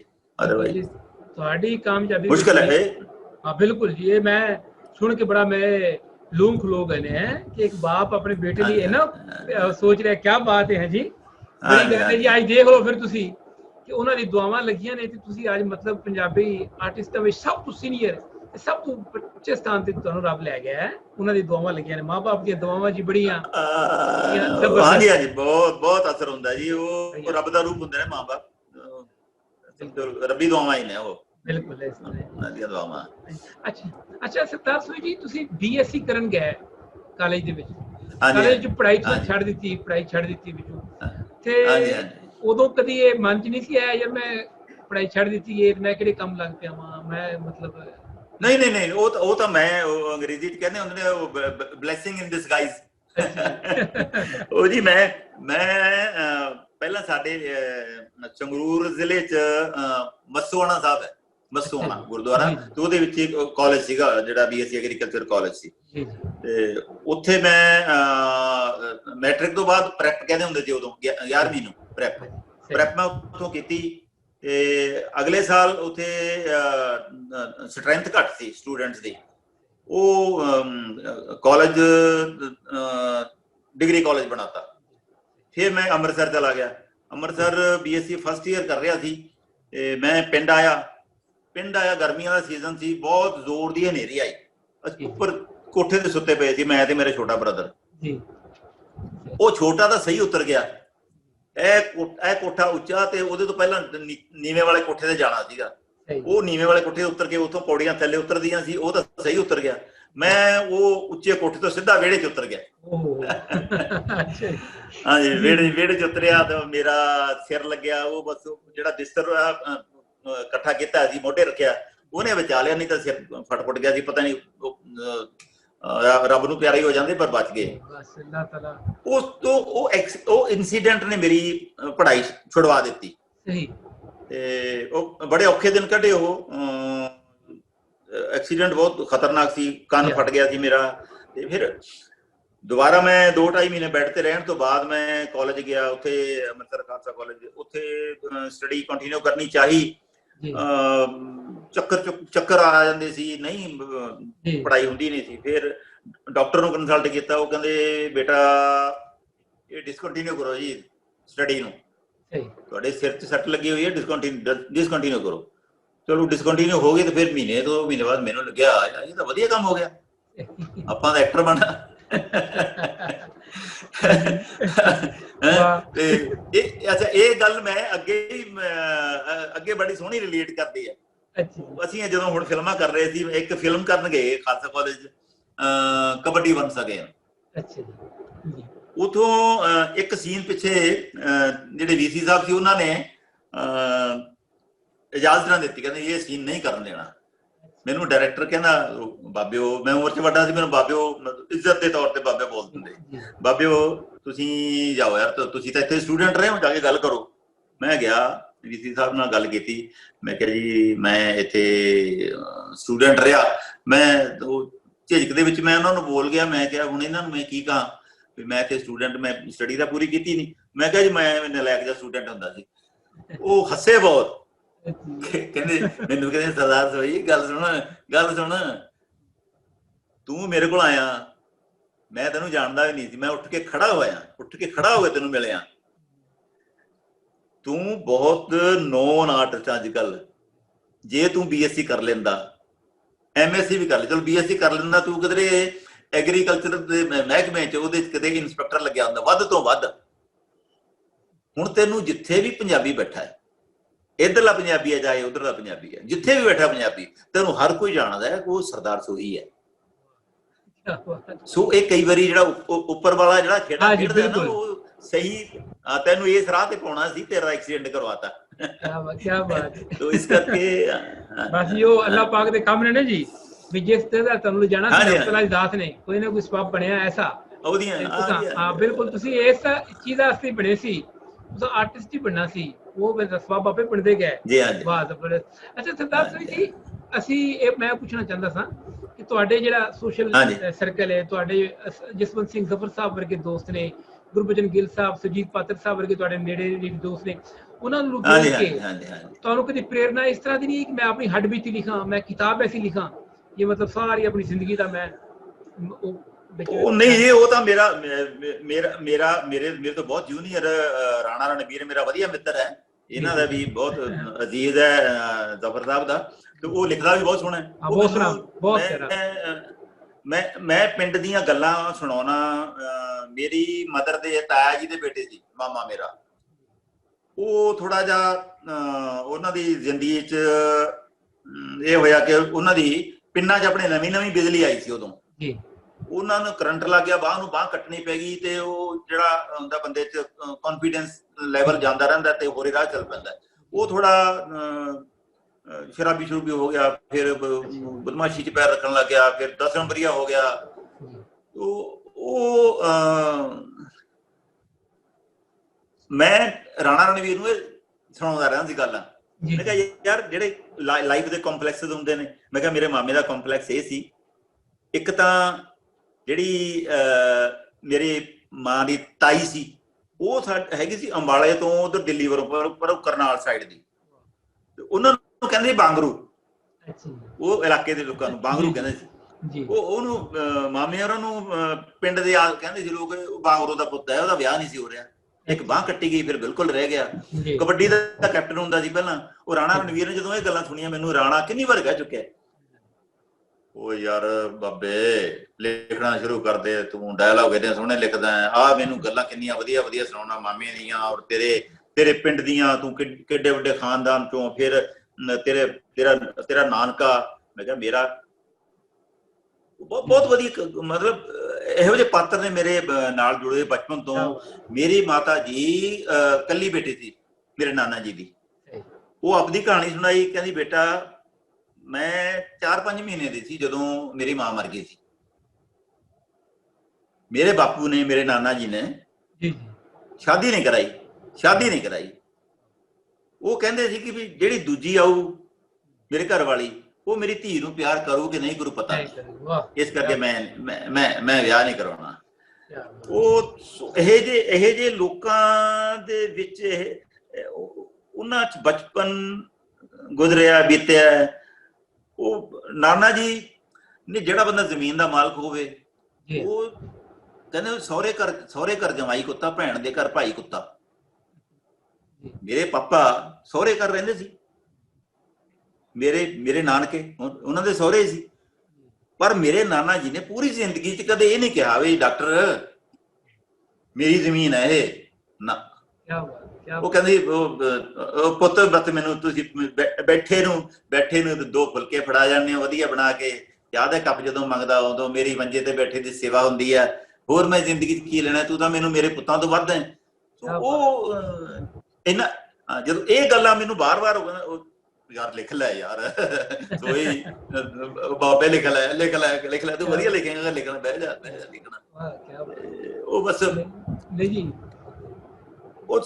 ਉਹ ਕੀ ਬੁਖਾਰੀ ਸਾਹਿਬ ਸੁਭਾਅ ਹੁੰਦੇ ਨੇ, ਉਹ ਮੇਰੇ ਕੋਲੋਂ ਟਿਕ ਕੇ ਬੈਠਿਆ ਨਹੀਂ ਜਾਂਦਾ ਕਦਾਂ ਤੇ। ਮੈਂ ਉਹ ਜਿਹੜੇ ਦੱਸਿਆ ਸੀ ਤੁਹਾਨੂੰ, ਮੈਂ ਜ਼ਿਕਰ ਕੀਤਾ ਸੀ, ਮੇਰੇ ਸਾਹਮਣੇ ਹੋਈ ਸੀ ਗੱਲ ਬਈ ਸਰਦਾਰ ਸੋਈ ਫਿਲਮ ਦੇ ਡਾਇਲੌਗ ਵੀ ਲਿਖ ਰਿਹਾ, ਮਿਰਜ਼ਾ ਸਾਹਿਬਾਂ ਦੇ ਡਾਇਲੌਗ ਮੈਂ ਲਿਖਣੇ ਸੀਗੇ, ਤੇ ਉਹਦੇ ਚ ਮੁਲਤਾਨੀ ਭਾਸ਼ਾ ਦੀ ਗੱਲ ਚੱਲੀ ਸੀ। ਹਾਂਜੀ ਬਿਲਕੁਲ। ਉਹ ਵੀ ਹੁਣ ਮੈਂ ਉਹ ਜਦੋਂ ਲਿਖਣਾ ਹੁੰਦਾ ਹੈ, ਲਿਖਣ ਚ ਇਨਵੋਲਵਮੈਂਟ ਇਹੋ ਜਿਹੀ ਹੁੰਦੀ ਹੈ। ਹੁਣ ਜੇ ਇੱਥੇ ਆ ਕੇ ਮੈਂ ਪਿੰਡ ਆ ਕੇ ਲਿਖਿਆ, ਪਿੰਡ ਬੈਠ ਕੇ, ਮੈਨੂੰ ਥੋੜਾ ਜਿਹਾ ਬੰਬੇ ਤੋਂ ਥੋੜਾ ਮਤਲਬ ਇਰੀਟੇਸ਼ਨ ਹੁੰਦੀ ਸੀ ਕਿ ਇੱਥੇ ਬੈਠ ਕੇ ਮੈਂ ਇਹੋ ਜਿਹੇ ਪੇਂਡੂ ਡਾਇਲੌਗ, ਖੈਰ ਬੰਦਾ ਬੈਠਾ ਕਿਤੇ ਵੀ ਹੋਵੇ ਉਹ ਚਲਾ ਪਹੁੰਚਦਾ ਜਾਂਦਾ ਉਹਨਾਂ ਹਾਲਾਤਾਂ 'ਚ, ਲੇਕਿਨ ਇੱਥੇ ਥੋੜੀ ਆਸਾਨੀ ਹੋ ਜਾਂਦੀ, ਆਸਾਨੀ, ਉਹੀ ਕੰਧਾਂ, ਉਹੀ ਸਾਡੇ ਕਿੱਲੇ, ਉਹੀ ਪਸ਼ੂ, ਉਹੀ ਛੱਤਾਂ, ਤੇ ਉਹ ਉਹਨਾਂ 'ਚ ਬਹਿ ਕੇ ਬਾਹਰ ਨਿਕਲੋ, ਖੇਤ, ਪਿੰਡ ਦੀਆਂ ਗਲੀਆਂ, ਉੱਥੇ ਘੁੰਮਦੇ ਫਿਰਦੇ, ਉੱਤੇ ਆ ਕੇ ਗੇੜਾ ਦੇ ਕੇ ਲਿਖਣ ਬਹਿ ਜਾਓ, ਤਾਂ ਉਹ ਥੋੜੀ ਕਲਮ ਦੀ ਰਵਾਨਗੀ ਵੱਧ ਜਾਂਦੀ ਥੋੜੀ। ਤੇ ਉਹ ਮੈਂ ਪਿੰਡ ਬੈਠ ਕੇ ਲਿਖੇ ਸੀ ਇਹ ਜਿਹੜੇ ਡਾਇਲੌਗ ਹੈ ਫਿਲਮ ਦੇ, ਉਹ ਲਿਖਣੀ। ਹੁਣ ਉਹ ਕਹਿੰਦਾ ਵੀ ਤੂੰ ਯਾਰ ਆਪਣੇ ਆਲੇ ਦੁਆਲੇ ਦੇ ਪਾਤਰਾਂ ਤੇ ਲਿਖਣਾ ਹੈ, ਹੁਣ ਤਾਂ ਮੰਨ ਜਾ। ਨਹੀਂ ਯਾਰ ਉਹ ਬੈਠਿਆ ਨਹੀਂ ਜਾਂਦਾ, ਪ੍ਰੋਬਲਮ ਇਹ ਹੁੰਦੀ ਹੈ ਉਹ ਤੁਹਾਨੂੰ ਜੀ। ਬਿਲਕੁਲ ਉਹ ਹੈ ਨਾ ਜੀ, ਲੇਕਿਨ ਤੁਸੀਂ ਜੇ ਲਿਖੋਗੇ ਨਾ ਜੀ, ਫਿਰ ਇੱਕ ਬੁਖਾਰੀ ਸਾਹਿਬ ਲਿਖੂੰਗਾ ਮੈਂ ਸੋਚਦਾ, ਪਰ ਕਦੋਂ ਲਿਖੂੰਗਾ ਜਦੋਂ ਮੇਰੇ ਗੋਡੇ ਜਵਾਬ ਦੇ ਗਏ, ਮੈਂ ਫਿਲਮਾਂ ਚੈੱਕ ਨਹੀਂ ਕਰ ਸਕਦਾ, ਉਦੋਂ ਵਿਹਲੇ ਬੈਠ ਕੇ ਵਿਹਲੇ ਵੇਲੇ ਲਿਖੂੰਗਾ। ਉਹ ਕਹਿੰਦੇ ਯਾਰ ਆਪਣੀ ਜ਼ਿੰਦਗੀ ਦਾ ਸਫ਼ਰ ਹੀ ਲਿਖਦੇ, ਬਹੁਤ ਸੋਹਣਾ ਸਫ਼ਰ ਹੈ ਤੇਰੀ ਜ਼ਿੰਦਗੀ ਦਾ। ਜਦੋਂ ਕੱਚੇ ਰਾਹਾਂ ਚ ਜੀ, ਮੈਂ ਕਦੋਂ ਦੀ ਗੱਲ ਕਰ ਰਿਹਾ, ਮੈਂ 49 ਦੀ ਪੈਦਾਇਸ਼ ਹਾਂ ਮੈਂ ਜੀ, ਤੇ ਮੈਂ 49 ਚ ਮੈਂ 55 ਚ 5-6 ਸਾਲ ਦਾ, ਉਦੋਂ 5 ਸਾਲ ਦੇ ਨੂੰ ਪੜ੍ਹਨ ਲਾਉਂਦੇ ਹੁੰਦੇ ਸੀ ਸਕੂਲ ਦੇ ਵਿੱਚ, 5-6 ਵੱਧ ਤੋਂ ਵੱਧ 6 ਸਾਲ 5 ਸਾਲ ਦੇ ਨੂੰ। ਮੈਂ 65 ਚ ਮੈਟ੍ਰਿਕ ਕਰ ਲਈ ਸੀ, ਫਿਰ ਕਾਲਜ ਵੱਲ ਚਲਾ ਗਿਆ ਮਸਤੂਆਣਾ ਸਾਹਿਬ। ਤੋਂ ਉਹ ਜਿਹੜੇ ਦਿਨ ਜਿਹੜੇ ਉਹ ਮਤਲਬ ਏਦਾਂ ਦੇ ਹਾਲਾਤਾਂ ਚੋਂ ਜਿੱਥੋਂ ਪੜ੍ਹ ਕੇ ਆਇਆ। ਮੇਰੇ ਉਸਤਾਦ ਜੀ ਹਰਪਾਲ ਟਿਵਾਣਾ ਸਾਹਿਬ ਮੇਰੇ ਮਾਤਾ ਜੀ ਦੇ ਗੁਜ਼ਰ ਜਾਣ ਤੋਂ ਬਾਅਦ ਮੇਰੇ ਪਿੰਡ ਗਏ। ਪਿੰਡ ਮੇਰਾ ਦੇਖ ਕੇ ਹੁਣ ਤਾਂ ਘਰ ਚਲੋ ਮੇਰੇ ਵੀ 4 ਇੱਟਾਂ ਪੱਕੀਆਂ ਲੱਗ ਗਈਆਂ, ਠੀਕ ਠਾਕ, ਮਤਲਬ ਕਿਸਾਨਾਂ ਦੇ ਜਿੰਨੀ ਜ਼ਮੀਨ ਹੁੰਦੀ ਹੈ, ਕੋਈ ਲੈਂਡਲੌਰਡ ਨਹੀਂ ਸੀਗੇ। ਪਿੰਡ ਗਏ ਤਾਂ ਉਹ ਮੈਨੂੰ ਬਾਅਦ ਚ ਲੁਧਿਆਣੇ ਜਦੋਂ ਮੈਂ ਵਾਪਸ ਗਿਆ ਇਸ ਮਾਤਾ ਜੀ ਦੇ ਦੁਖਾਂਤ ਤੋਂ ਬਾਅਦ, ਮੈਨੂੰ ਕਹਿੰਦੇ ਬੇਟਾ ਮੈਨੂੰ ਹੁਣ ਪਤਾ ਲੱਗਿਆ ਕਿ ਤੂੰ ਇੰਨਾ ਵਧੀਆ ਐਕਟਰ ਕਿਉਂ ਹੈ। ਮੈਂ ਕਿਹਾ ਜੀ ਦੱਸੋ। ਕਹਿੰਦੇ ਇੱਕ ਤਾਂ ਫਖਰ ਹੁੰਦਾ ਤੇਰੇ ਤੇ ਇਹ ਵੀ ਤੂੰ ਇਹੋ ਜਿਹੇ ਪਿੰਡ ਚੋਂ, ਆਲੇ ਦੁਆਲੇ 20-20, 25-25 ਕਿਲੋਮੀਟਰ ਸ਼ਹਿਰ ਹੀ ਨਹੀਂ ਕੋਈ। ਇਧਰ ਬਾਰੇ ਜਿਵੇਂ ਤੁਹਾਡੇ ਉਧਰ ਸਾਨੂੰ ਥੋੜਾ ਪਤਾ, ਤੁਹਾਨੂੰ ਵੀ ਪਤਾ ਹੋਊ ਸਾਡੇ ਸ਼ਹਿਰਾਂ ਬਾਰੇ। ਜੀ ਜੀ ਬਿਲਕੁਲ। ਮੇਰਾ ਪਿੰਡ ਸੰਗਰੂਰ ਜ਼ਿਲ੍ਹੇ ਚ ਧੂਰੀ, ਮਲੇਰਕੋਟਲਾ, ਬਰਨਾਲਾ, ਰਾਏਕੋਟ, ਇਹਨਾਂ ਦੇ ਸੈਂਟਰ ਚ ਮੇਰਾ ਪਿੰਡ। ਸਾਰੇ ਸ਼ਹਿਰ ਮੇਰੇ ਤੋਂ ਇੰਨੀ ਦੂਰ। ਉਸ ਜ਼ਮਾਨੇ ਚ ਜਦੋਂ ਪਿੰਡ ਚ ਜੇ ਕਿਸੇ ਕੋਲ ਸਾਈਕਲ ਹੁੰਦਾ ਤਾਂ ਬੜੀ ਵੱਡੀ ਗੱਲ ਹੁੰਦੀ ਸੀ। ਜੀ ਸਹੀ। ਸਾਈਕਲ ਤੇ ਚੜ੍ਹ ਕੇ ਗੇੜਾ ਦੇਣਾ ਬੜੀ ਵੱਡੀ ਗੱਲ ਹੁੰਦੀ ਸੀ। ਤੇ ਉਹ ਜ਼ਮਾਨੇ ਦੀਆਂ ਗੱਲਾਂ ਕਰਦਾ ਮੈਂ, ਬਚਪਨ ਉੱਥੋਂ ਤੋਂ ਲੈ ਕੇ ਅੱਜ ਦਾ ਦੌਰ, ਅੱਜ ਕਿੱਥੇ ਸਾਇੰਸ ਕਿੱਥੇ ਲੈ ਕੇ ਗਈ ਹੈ। ਕੰਨ ਨੂੰ ਫੋਨ ਲੱਗਿਆ, ਅਸੀਂ ਗੱਲਾਂ ਕਰ ਰਹੇ ਹਾਂ, ਸਾਹਮਣੇ ਲਾਈਵ ਜਿਉਂਦੇ ਜੀ ਬੈਠੇ ਇੱਕ ਦੂਸਰੇ ਨਾਲ ਗੱਲ ਕਰ ਰਹੇ ਹਾਂ। ਉਦੋਂ ਚਿੱਠੀਆਂ ਕਦੇ ਡਾਕੀਏ ਨੇ ਘੰਟੀ ਮਾਰਨੀ, ਭੱਜ ਕੇ ਜਾਣਾ। 4 ਭੈਣਾਂ 2 ਭਰਾ ਸੀ ਅਸੀਂ। ਉਹ ਡਾਕੀਏ ਵੱਲ ਭੱਜ ਕੇ ਜਾਣਾ, ਪਤਾ ਨਹੀਂ ਕੀ ਸੁਨੇਹਾ ਲੈ ਕੇ ਆਇਆ। ਉਹਦਾ ਇੰਨਾ ਚਾਅ ਚੜ੍ਹਦਾ ਹੁੰਦਾ ਸੀਗਾ। ਪਰ ਸਾਨੂੰ ਚਾਅ ਚੜ੍ਹਦਾ ਸੀ, ਬੇਸ਼ੱਕ ਤਾਰ ਆ ਜਾਂਦੀ ਤਾਂ ਵੀ ਸਾਨੂੰ ਪਤਾ ਨਹੀਂ ਸੀ ਤਾਰ ਦਾ ਮਤਲਬ ਕੀ ਹੁੰਦਾ। ਬੁੱਢੀਆਂ ਬੜੀਆਂ ਵਿਚਾਰੀਆਂ ਉਹ ਤਾਰ ਹੀ ਬੁਖਾਰ ਚੜ੍ਹ ਜਾਂਦਾ ਸੀ। ਕੋਈ ਹੋਰ ਨਾ ਚਲਾਣਾ ਕਰ ਗਿਆ ਹੋਵੇ ਕੋਈ।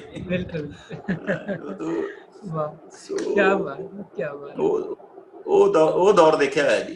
ਕਿਆ ਬਾਤ ਹੈ ਜੀ, ਬੜੀ ਗੱਲ ਹੈ, ਬਹੁਤ ਖੂਬਸੂਰਤ। ਤੇ ਤੁਸੀਂ ਜਿਹੜੀ ਗੱਲ ਦੱਸੀ ਹੈ ਖਾਸ ਤੌਰ ਤੇ ਆਪਣੇ ਨਾਨਾ ਜੀ ਦੇ ਬਾਰੇ, ਤੁਹਾਡੀ ਸ਼ਖਸੀਅਤ ਤੇ ਤੁਹਾਡੇ ਨਾਨਾ ਜੀ ਦਾ ਬੜਾ ਅਸਰ ਹੈ। ਇੱਥੋਂ ਇਹ ਲੱਗਾ ਇੰਨਾ ਸੋਹਣਾ ਸੁਭਾਅ ਤੁਹਾਨੂੰ ਆਪਣੇ ਵਾਲਦ ਸਾਹਿਬ ਤੋਂ ਤੇ ਆਪਣੇ ਨਾਨਾ ਜੀ ਤੋਂ ਮਿਲਿਆ। ਕਿਆ ਬਾਤ ਹੈ ਜੀ। ਮੈਂ ਬੜਾ ਬੜੀ ਖੂਬਸੂਰਤ ਗੱਲ ਲੱਗ ਰਹੀ ਸਾਨੂੰ ਤੁਹਾਡੀ ਗੱਲਾਂ ਸੁਣ ਕੇ।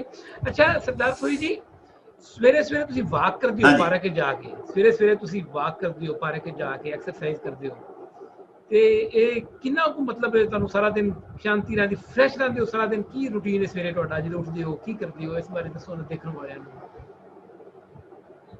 ਥੋੜੀ ਆਵਾਜ਼ ਕਰੈਕ ਹੋ ਰਹੀ ਹੈ। ਉਹ ਕਹਿ ਰਹੀ ਸੀ ਕਿ ਸਵੇਰੇ ਤੁਸੀਂ ਜਦੋਂ ਉੱਠਦੇ ਹੋ ਤੇ ਸਵੇਰੇ ਵਾਕ ਕਰਦੇ ਹੋ, ਆਪਣਾ ਤੁਹਾਡਾ ਕੀ ਰੂਟੀਨ ਹੈ ਜੀ ਸਵੇਰੇ ਚੱਲਦਾ? ਮੈਂ ਦੇਖਿਆ ਇੱਕ ਵੀਡੀਓ 'ਚ ਤੁਸੀਂ ਪਾਰਕ 'ਚ ਵਾਕ ਕਰ ਰਹੇ ਹੋ ਸਵੇਰੇ। ਹਾਂਜੀ। ਉਹ ਤਾਂ ਦੇਖੋ, ਉਹ ਮੈਂ ਹੁਣ ਵੀ ਇਹ ਹੈ ਕਿ ਜਿਵੇਂ ਹੁਣ ਮੇਰਾ 71ਵਾਂ ਸਾਲ ਚਾਲੂ ਹੈ ਜੀ। ਮੈਨੂੰ ਅਜੇ ਵੀ ਇਹ ਹੈ ਕਿ ਮੈਂ ਇੱਥੋਂ ਦੁਨੀਆ ਤੋਂ ਜਾਵਾਂ ਤਾਂ ਕੈਮਰੇ ਦੇ ਸਾਹਮਣੇ ਜਾਵਾਂ, ਤਾਂ ਇਹ ਹਰ ਕਲਾਕਾਰ ਦਾ ਸੁਪਨਾ ਹੁੰਦਾ ਹੈ। ਮੇਰਾ ਵੀ ਇਹੀ ਹੈ। ਇਹ ਮੈਂ ਫਿਜ਼ੀਕਲੀ ਫਿਟ ਰਹਿਣਾ ਚਾਹੀਦਾ। ਅਗਰ ਮੈਂ ਫਿਜ਼ੀਕਲੀ ਫਿਟ ਨਹੀਂ ਤਾਂ ਮੈਨੂੰ ਇੰਡਸਟਰੀ ਜਿਹੜੀ ਹੁੰਦੀ ਹੈ ਇੱਥੇ ਬੜਾ ਕੱਟ ਥਰੋਟ ਕੰਪੀਟੀਸ਼ਨ, ਇੱਕ ਦੂਜੇ ਦਾ ਗਲ ਵੱਢਣ ਨੂੰ ਤਿਆਰ ਫਿਰਦੇ ਰਹਿੰਦੇ ਨੇ। ਇਹ ਬਿਮਾਰੀ ਹੈ ਹਰ ਕਲਾ ਦੇ ਖੇਤਰ 'ਚ ਇਹ ਕੁਛ ਹੈਗਾ। ਤੇ ਜ਼ਰਾ ਜਿਹਾ ਪਤਾ ਲੱਗ ਜਾਏ ਫਲਾਣਾ ਢਿੱਲਾ ਜਾ ਰਿਹਾ ਤੇ ਪਿੱਛੇ ਲੰਬੀ ਲਾਈਨ ਲੱਗੀ ਹੁੰਦੀ ਹੈ ਕਿ ਭਰਾਵਾ ਤੂੰ ਲਾਈਨ 'ਚੋਂ ਹਟ ਤਾਂ ਸਹੀ, ਤੇ ਅਸੀਂ ਹੈਗੇ ਹਾਂ। ਉਹ ਜਿਹੜੇ ਹੈ ਇਸ ਕਰਕੇ ਤੁਹਾਨੂੰ ਅਗਰ ਐਕਟਿੰਗ ਦੇ ਖੇਤਰ 'ਚ ਖਾਸ ਤੌਰ ਤੇ, ਸਿੰਗਰ ਦਾ ਪਿੱਛੇ ਮੋਟੇ ਗੋਲ ਤਕੀਏ ਰੱਖ ਕੇ ਤਬਲੇ ਵਾਲੇ ਬੈਠੇ, ਇੱਥੇ ਬੈਠ ਕੇ ਵੀ ਗਾ ਲੂਗਾ। ਅਗਰ ਪੇਟ ਬਾਹਰ ਆ ਗਿਆ, ਢਿੱਡ ਵੱਧ ਗਿਆ, ਉਹ ਤਾਂ ਵੀ ਗਾ ਲੂਗਾ। ਸਿਰਫ ਗਲੇ ਦਾ ਕੰਮ ਹੈ ਬੈਠ ਕੇ ਗਾਉਣਾ। ਜ਼ਿਆਦਾਤਰ ਗਾਉਣ ਵਾਲੇ ਮੋਟੇ ਹੋ ਵੀ ਜਾਂਦੇ ਹੈਗਾ, ਉਹ ਬੈਠ ਕੇ ਰਿਆਜ਼ ਕਰਨਾ ਹੁੰਦਾ। ਤੇ ਸਾਡਾ ਜਿਹੜਾ ਕੰਮ ਹੈ, ਮੈਂ ਨੈਗੇਟਿਵ ਰੋਲ ਵੀ ਕਰਦਾ ਉਹਦੇ 'ਚ। ਹੁਣ ਤੱਕ ਵੀ ਫਾਈਟ ਕਰਨੀ ਹੈ, ਭੱਜਣਾ, ਦੌੜਨਾ, ਡਿੱਗਣਾ।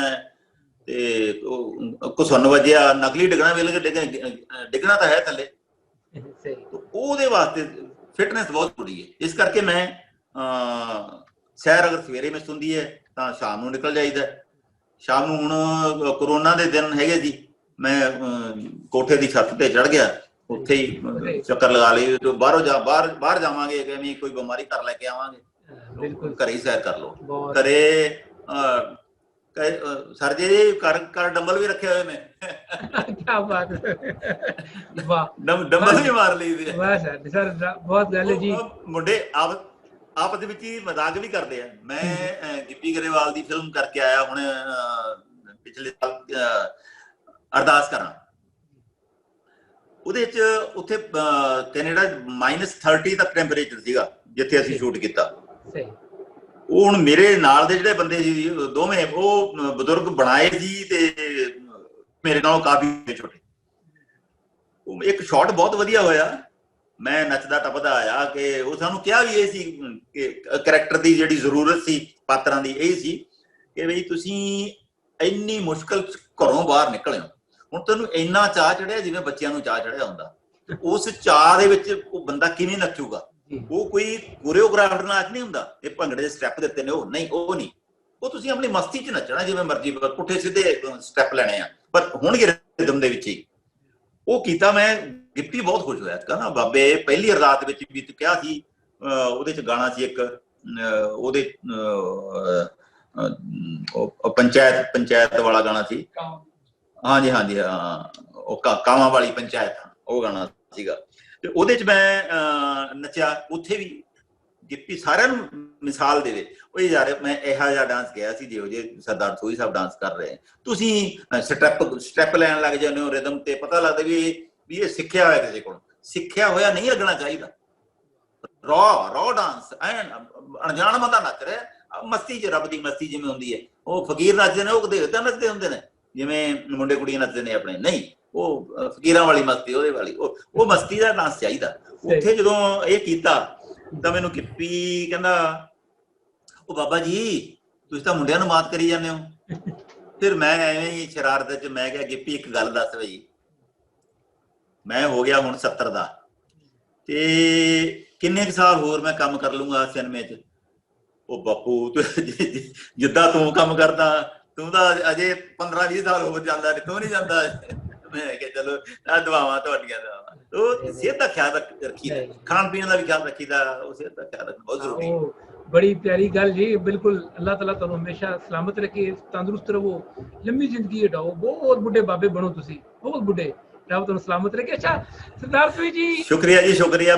ਮੈਨੂੰ ਅੱਜ ਤਾਂ ਦੇਖੋ ਜੀ, ਹੁਣ ਇਧਰ ਵਾਲੇ ਪੰਜਾਬ ਦੀਆਂ ਤਾਂ ਮੇਰੇ ਨਾਲ ਦੁਆਵਾਂ ਜੁੜੀਆਂ ਸੀ, ਅੱਜ ਤਾਂ ਉਧਰ ਵਾਲੇ ਪੰਜਾਬ ਦੀਆਂ ਦੁਆਵਾਂ ਮੇਰੇ ਨਾਲ ਜੁੜੀਆਂ। ਤੁਹਾਡਾ ਚਿਹਰਾ ਪੜ੍ਹ ਕੇ ਲੱਗਦਾ ਕਿ ਹਾਂ ਬਈ ਤੁਸੀਂ, ਤੁਹਾਡੇ ਜਿਹੜੇ ਤੇ ਇੰਨੀ ਖੁਸ਼ੀ ਹੈ, ਇਹਨੇ ਤਾਂ ਜਿਹੜੇ ਹੋਰ ਤੁਸੀਂ ਦਰਸ਼ਕ ਨਾਲ ਜੋੜੇ ਆ, ਜਿਹੜੇ ਸਿਨੇਮੇ ਦੇਖਣ ਵਾਲੇ ਆ ਪੰਜਾਬੀ ਦੇ, ਉਹਨਾਂ ਦੀਆਂ ਦੁਆਵਾਂ ਵੀ ਲੱਗਣਗੀਆਂ ਫਿਰ ਮੈਨੂੰ ਅੱਜ। ਅੱਲਾਹ ਤਾਲਾ ਸਲਾਮਤੀ ਦੇ ਜੀ। ਬਹੁਤ ਸਾਰੀਆਂ ਦੁਆਵਾਂ। ਸਾਡੇ ਆਰਟਿਸਟ ਜਿਉਂਦੇ ਰਹਿਣ, ਸਾਡੇ ਆਰਟਿਸਟ ਜਿਉਂਦੇ ਰਹਿਣ, ਕਿਉਂਕਿ ਆਰਟਿਸਟਾਂ ਨਾਲ ਹੀ ਸਾਡੀ ਸਾਰੀ ਬਹਾਰ ਹੈ, ਤੁਹਾਡੇ ਵਰਗੇ ਸ਼ਖਸੀਅਤਾਂ ਨਾਲ। ਬਿਲਕੁਲ। ਅੱਛਾ ਸਰ, ਨਾਸ਼ਤਾ ਕੀ ਕਰਦੇ ਜੇ? ਨਾਸ਼ਤਾ ਵੱਡੇ ਵੇਲੇ ਸਵੇਰੇ ਨਾਸ਼ਤਾ ਕੀ, ਲੱਸੀ ਪੀਂਦੇ ਜੇ, ਕੀ ਕਰਦੇ ਜੇ ਸਵੇਰੇ ਨਾਸ਼ਤਾ ਤੁਸੀਂ? ਉਹ ਜੀ ਕੁਛ ਨਹੀਂ, ਮੈਂ ਡਾਈਟੀਸ਼ੀਅਨ ਆ, ਦੱਸਦਾ ਉਹ ਨਹੀਂ। ਆਪਾਂ ਜੱਟ ਪੁੱਤਾਂ, ਪਰਾਠੇ ਵੀ ਖਾ ਲਈਦੇ ਨੇ, ਰੋਟੀਆਂ ਵੀ ਖਾ ਲਈਦੀਆਂ ਨੇ ਜੀ। ਉਹ ਕੁਛ ਉਹ ਨਹੀਂ ਜੀ। ਸਵੇਰੇ ਤੁਸੀਂ ਫਰੂਟ ਖਾਓ, ਫਲਾਣੇ ਵੇਲੇ ਇਹ ਕਰੋ, ਦੁੱਧ ਦਾ ਗਲਾਸ ਪੱਕਾ ਡੇਲੀ, ਰਾਤ ਨੂੰ ਦੁੱਧ ਪੱਕਾ ਪੀਂਦੇ ਆ ਰਾਤ ਨੂੰ। ਬਾਕੀ ਜਿਹੜਾ ਖਾਣੇ ਦੇ ਵਿੱਚ ਦਾਲਾਂ ਸਬਜ਼ੀਆਂ ਰੋਟੀਆਂ ਜਿੱਦਾਂ ਦੇ ਜੱਟ ਖਾਂਦੇ ਹੁੰਦੇ ਉਹੀ ਖਾਂਦੇ ਆ। ਸਹੀ। ਅੱਛਾ ਇੱਕ ਹੋਰ ਛੋਟਾ ਜਿਹਾ ਸਵਾਲ ਦੇਣ ਜਾ ਰਿਹਾ ਸੀ ਕਿ ਛੱਤ ਤੁਸੀਂ ਘਰ ਦੀ ਛੱਤ ਤੇ ਚੜ ਜਾਂਦੇ ਜੇ, ਵਾਕ ਕਰ ਲੈਂਦੇ ਜੇ, ਘਰ ਦੇ ਬਾਰੇ ਮੈਨੂੰ ਪਤਾ ਲੱਗਿਆ ਬੜਾ ਖੂਬਸੂਰਤ ਘਰ ਹੈ ਤੁਹਾਡਾ। ਉਹ ਨਕਸ਼ਾ ਆਪ ਬਣਾਇਆ ਜਾਂ ਨਕਸ਼ਾ ਬਣਵਾਇਆ ਤੁਸੀਂ ਘਰ ਦਾ? ਨਹੀਂ ਬਣਵਾਇਆ, ਘਰ ਤਾਂ ਆਪ ਹੀ ਬਣਾਇਆ। ਹਾਂ ਜੀ, ਨਕਸ਼ਾ ਜਿਹੜਾ ਹੁੰਦਾ, ਜੇਬ ਢਿੱਲੀ ਮੇਰੀ ਹੋਈ ਆ, ਮੈਂ ਆਪ ਹੀ ਬਣਾਇਆ ਜੀ ਜੀ। ਪਰ ਉਹ ਜਿਹੜਾ ਮੁੰਡਾ ਆਰਕੀਟੈਕਟ ਸੀਗਾ, ਉਹ ਮੇਰਾ ਦੋਸਤ ਸੀਗਾ। ਉਹਨੇ ਡਿਜ਼ਾਈਨ ਸੋਹਣਾ ਕਰਤਾ। ਥੋੜੀ ਜਿਹੀ ਜਗ੍ਹਾ ਨੂੰ ਤੁਸੀਂ ਕਿੰਨੀ ਖੂਬਸੂਰਤੀ ਨਾਲ ਯੂਜ਼ ਕਰਦੇ ਹੋ, ਇਸਤੇਮਾਲ ਕਰਦੇ ਹੋ, ਉਹ ਸਾਰਾ ਉਹਨੂੰ ਸਿਲਾ ਉਹਨੂੰ ਜਾਂਦਾ ਜੀ। ਉਹ ਮੁੰਡੇ ਨੇ ਬਹੁਤ ਵਧੀਆ ਬਣਾ ਕੇ ਦਿੱਤਾ ਜੀ। ਅੱਲਾ ਕਰੇ ਉਹ ਹਮੇਸ਼ਾ ਆਬਾਦ ਰਹੇ, ਤੁਸੀਂ ਸਲਾਮਤ ਰਹੋ, ਤੁਸੀਂ ਹੰਡਾਓ ਤੇ ਰਹੋ। ਅੱਛਾ ਜੀ, ਇੱਕ ਹੋਰ ਤੁਹਾਡੀਆਂ ਅੱਲਾ ਸਲਾਮਤ ਦੇ, ਅੱਲਾ ਖੁਸ਼ ਰੱਖੇ ਦਾ। ਸਰ ਇੱਕ ਹੋਰ ਵੀ ਜਾ ਰਿਹਾ ਸੀ ਕਿ ਜਦੋਂ ਤੁਸੀਂ ਮਾਰਕੀਟ ਜਾਂਦੇ, ਸ਼ਾਪਿੰਗ ਕਰਨ ਜਾਂਦੇ ਜੇ, ਜਾਂ ਮਤਲਬ ਕਿਸੇ ਪਲਾਜ਼ੇ ਜਾਂਦੇ ਜੇ, ਬੜੀ ਭੀੜ ਤਾਂ ਇਕੱਠੀ ਹੋ ਜਾਂਦੀ ਹੋਣੀ, ਬੜੀ ਸਾਰੀ ਢੇਰ ਸਾਰੀ ਦੁਨੀਆ ਇਕੱਠੀ ਹੋ ਜਾਂਦੀ, ਤੁਹਾਡੇ ਪਿਆਰ ਕਰਨ ਵਾਲੇ ਤੁਹਾਡੇ ਆਸੇ ਪਾਸੇ। ਉਹ ਦੇਖੋ ਜੀ, ਉਹਨਾਂ ਦਿਨਾਂ ਦੀ ਤਾਂ ਇੰਤਜ਼ਾਰ ਕਰਦੇ ਇੰਨੀ ਜ਼ਿੰਦਗੀ ਕੱਢਤੀ। ਉਹ ਤਾਂ ਹੋਣਾ ਹੀ ਹੁੰਦਾ। ਪਰ ਆ ਹੁਣ ਕੋਰੋਨਾ ਦੇ ਦਿਨਾਂ ਦੀ ਗੱਲ ਦੱਸਦਾ ਮੈਂ ਤੁਹਾਨੂੰ, ਬੜੀ ਮਜ਼ਾਹੀਆ ਗੱਲ ਹੈ ਜੀ ਜੀ। ਮੈਂ ਮੂੰਹ ਤੇ ਰੁਮਾਲ ਬੰਨਿਆ, ਰੁਮਾਲ ਬੰਨ ਕੇ ਮਾਲ ਦੇ ਵਿੱਚ ਗਿਆ ਫਿਲਮ ਦੇਖਣ। ਮੈਂ ਕਿਹਾ ਯਾਰ ਨਹੀਂ ਪਤਾ ਲੱਗੂਗਾ। ਤੇ ਮੇਰੇ ਨਾਲ ਮੁੰਡਾ, ਮੇਰਾ ਮੈਨੇਜਰ, ਉਹ ਮੇਰੇ ਨਾਲ, ਤੇ ਉਹਨੇ ਪਤਾ ਨਹੀਂ ਕੁਝ ਪੁੱਛਿਆ ਮੇਰੇ ਕੋਲੋਂ। ਮੈਂ ਜਦੋਂ ਬੋਲਿਆ, ਕੋਲੋਂ ਦੀ ਜਿਹੜੇ ਜਾ ਰਹੇ ਸੀ, ਉਹੀ ਤਾਂ ਉਹੀ ਹੈ ਸੋਈ ਹੈ। ਆਵਾਜ਼ ਉਹ ਕਹਿੰਦੇ ਆਵਾਜ਼ ਕਿਸੇ ਨੂੰ ਮੇਲ ਹੀ ਨਹੀਂ ਖਾਂਦੀ, ਆਵਾਜ਼ ਕਿਸੇ ਦੀ ਵੀ ਨਹੀਂ ਮੇਲ ਖਾਂਦੀ ਹੁੰਦੀ, ਲੇਕਿਨ ਇੱਕ ਕੰਨਾਂ ਨੂੰ ਚੰਗੀ ਲੱਗਣ ਵਾਲੀ ਆਵਾਜ਼ ਹੁੰਦੀ ਹੈ। ਉਹ ਮਿਹਰ ਹੈ ਪਰਮਾਤਮਾ ਦੀ, ਤੇ ਉਹ ਆਵਾਜ਼ ਦੀ ਬਹੁਤ ਤਾਰੀਫ ਹੈ। ਉਹ ਆਵਾਜ਼ ਤੋਂ ਪਹਿਚਾਣ ਲੈਂਦੇ ਨੇ ਲੋਕ। ਪਹਿਚਾਨ ਲੈਂਦੇ ਨੇ, ਫਿਰ ਉਹਨਾਂ ਨੂੰ ਕਦੇ ਨਕਾਰੀਦਾ ਨਹੀਂ। ਕਈ ਬੰਦੇ ਹੁੰਦੇ ਆ ਕਿ ਸਾਨੂੰ ਫੈਨ ਤੰਗ ਕਰਦੇ ਆ, ਉਹ ਜਿਹਨੇ ਤੁਸੀਂ ਭਾਈ ਮੇਰੇ ਨਾਲ ਫੋਟੋ ਕਰਾਉਣੀ ਹੈ, ਫੋਟੋਗ੍ਰਾਫ ਕਰਾਉਣੀ ਹੈ, ਲਿਆਓ ਕਰਾ ਲਓ, ਆ ਜਾਓ ਮੈਂ ਖੜਾ, ਕਰੋ ਫੋਟੋਗ੍ਰਾਫ। ਹਾਂ, ਜਦੋਂ ਸ਼ੂਟ ਹੁੰਦਾ ਉਦੋਂ ਹੱਥ ਬੰਨ ਦਈਦੇ ਆ ਵੀ ਕੰਮ ਕਰ ਲਈਏ, ਵਿਹਲੇ ਹੋ ਕੇ ਆ ਜਾਾਂਗੇ, ਜਿੰਨੇ ਮਰਜ਼ੀ ਫੋਟੋ ਕਰਾਓ। ਬੜਾ ਖੂਬਸੂਰਤ ਦਿਲ ਰੱਬ ਨੇ ਤੁਹਾਨੂੰ ਦਿੱਤਾ ਹੈ ਜੀ, ਜਿਵੇਂ ਤੁਸੀਂ ਉਤੋਂ ਸੋਹਣੇ ਹੋ, ਇਸੇ ਤਰੀਕੇ ਤੁਹਾਡਾ ਸੁਭਾਅ ਸੁਣਿਆ, ਕਿਆ ਬਾਤ ਹੈ ਜੀ। ਅੱਛਾ ਸਰਦਾਰ ਸੋਹੀ ਜੀ, ਆਪਣੀ ਤੁਹਾਡੀਆਂ ਬਣੀਆਂ ਫਿਲਮਾਂ ਤੁਸੀਂ ਮਤਲਬ ਕਿਹੜੀ ਪਸੰਦ ਕਰਦੇ ਹੋ, ਵੀ ਤੁਹਾਨੂੰ ਲੱਗਦੇ ਹੋ ਵੀ ਆਹ ਮੈਨੂੰ ਮਤਲਬ ਹੈ ਜਿਹੜੀ ਬਹੁਤ ਜ਼ਬਰਦਸਤ ਲੱਗਦੀ ਫਿਲਮ, ਤੁਹਾਡੀ ਆਪਣੀ ਫਿਲਮ ਜਿਹਨੇ ਤੁਸੀਂ ਕੰਮ ਕੀਤਾ ਹੈ, ਤੁਹਾਨੂੰ ਆਪਣੀ ਕਿਹੜੀ ਫਿਲਮ? ਮੈਨੂੰ ਜਿਹੜੀ ਫਿਲਮ ਪਸੰਦ ਹੈ ਹੁਣ ਤੱਕ ਜਿਹੜੀ ਮੈਂ ਕੀਤੀਆਂ ਨੇ ਉਹ ਦੱਸ ਦਿੰਦਾ ਮੈਂ। ਉਹਦੇ ਚ ਮੈਂ ਇੱਕ ਅੰਗਰੇਜ਼ ਫਿਲਮ ਕੀਤੀ ਸੀ। ਹਾਂ ਜੀ ਜੀ, ਸਹੀ ਸਹੀ। ਅੰਗਰੇਜ਼ ਦੇ ਵਿੱਚ ਮੈਂ ਬੋਲਿਆ ਬਹੁਤ ਘੱਟ ਸੀਗਾ, ਲੇਕਿਨ ਉਹ ਇੰਨਾ ਮੁਸ਼ਕਿਲ ਰੋਲ ਲੱਗਦਾ ਸੀ ਸਾਰਿਆਂ ਨੂੰ ਹੀ। ਉਹ ਹੁਣ ਵੀ ਰਾਈਟਰ ਮੁੰਡਾ ਮੇਰੇ ਅੱਜ ਹੀ ਮੇਰੀ ਗੱਲ ਹੋਈ, ਉਹ ਜਿਹੜੀ ਲੌਂਗ ਦਾ ਲਸ਼ਕਰ ਦੀ ਗੁਲਾਬੋ ਮਾਸੀ, ਉਹਨਾਂ ਦਾ ਨਾਮ ਨਿਰਮਲ ਰਿਸ਼ੀ ਹੈ ਮੈਡਮ ਦਾ। ਅੱਜ ਹੀ ਮੇਰੇ ਨਾਲ ਸਵੇਰੇ ਗੱਲ ਹੋਈ, ਉਹਨਾਂ ਨੇ ਸ਼ੂਟਿੰਗ ਤੇ ਜਾਣਾ ਸੀ, ਅੱਜ ਗੱਲ ਹੋਈ। ਅੱਜ ਫਿਰ ਉਹੀ ਗੱਲ ਹੋਈ ਮੁੜ ਕੇ, ਕਹਿੰਦੀ ਮੁੰਡਾ ਰਾਈਟਰ ਜਿਹੜਾ ਉਹ ਅੰਬਰਦੀਪ, ਉਹ ਸੀਗਾ ਅਮਰਿੰਦਰ ਸੀਗਾ ਗਿੱਲ, ਕਹਿੰਦੇ ਬੈਠੇ ਗੱਲਾਂ ਕਰਦੇ ਸੀ ਤੇ ਗੱਲਾਂ ਚੱਲੀਆਂ, ਤੇਰੀ ਗੱਲ ਚੱਲ ਪਈ, ਮੈਨੂੰ ਕਹਿੰਦੇ ਸੋਈ ਤੇਰੀ ਗੱਲ ਚੱਲ ਪਈ, ਤੇਰੀ ਗੱਲ ਚੱਲੀ ਤਾਂ ਗੱਲ ਹੋਈ ਵੀ ਮੈਂ ਤਾਂ ਗਾਲਾਂ ਕੱਢਦੀਆਂ ਚੈਨਲ ਵਾਲਿਆਂ ਨੂੰ ਕਿ ਸਰਦਾਰ ਸੂਹੀ ਦਾ ਅਵਾਰਡ ਬਣਦਾ ਸੀ ਬੈਸਟ ਐਕਟਰ ਦਾ ਉਸ ਫਿਲਮ ਵਾਸਤੇ, ਉਹ ਕਿਉਂ ਨਹੀਂ ਦਿੱਤਾ?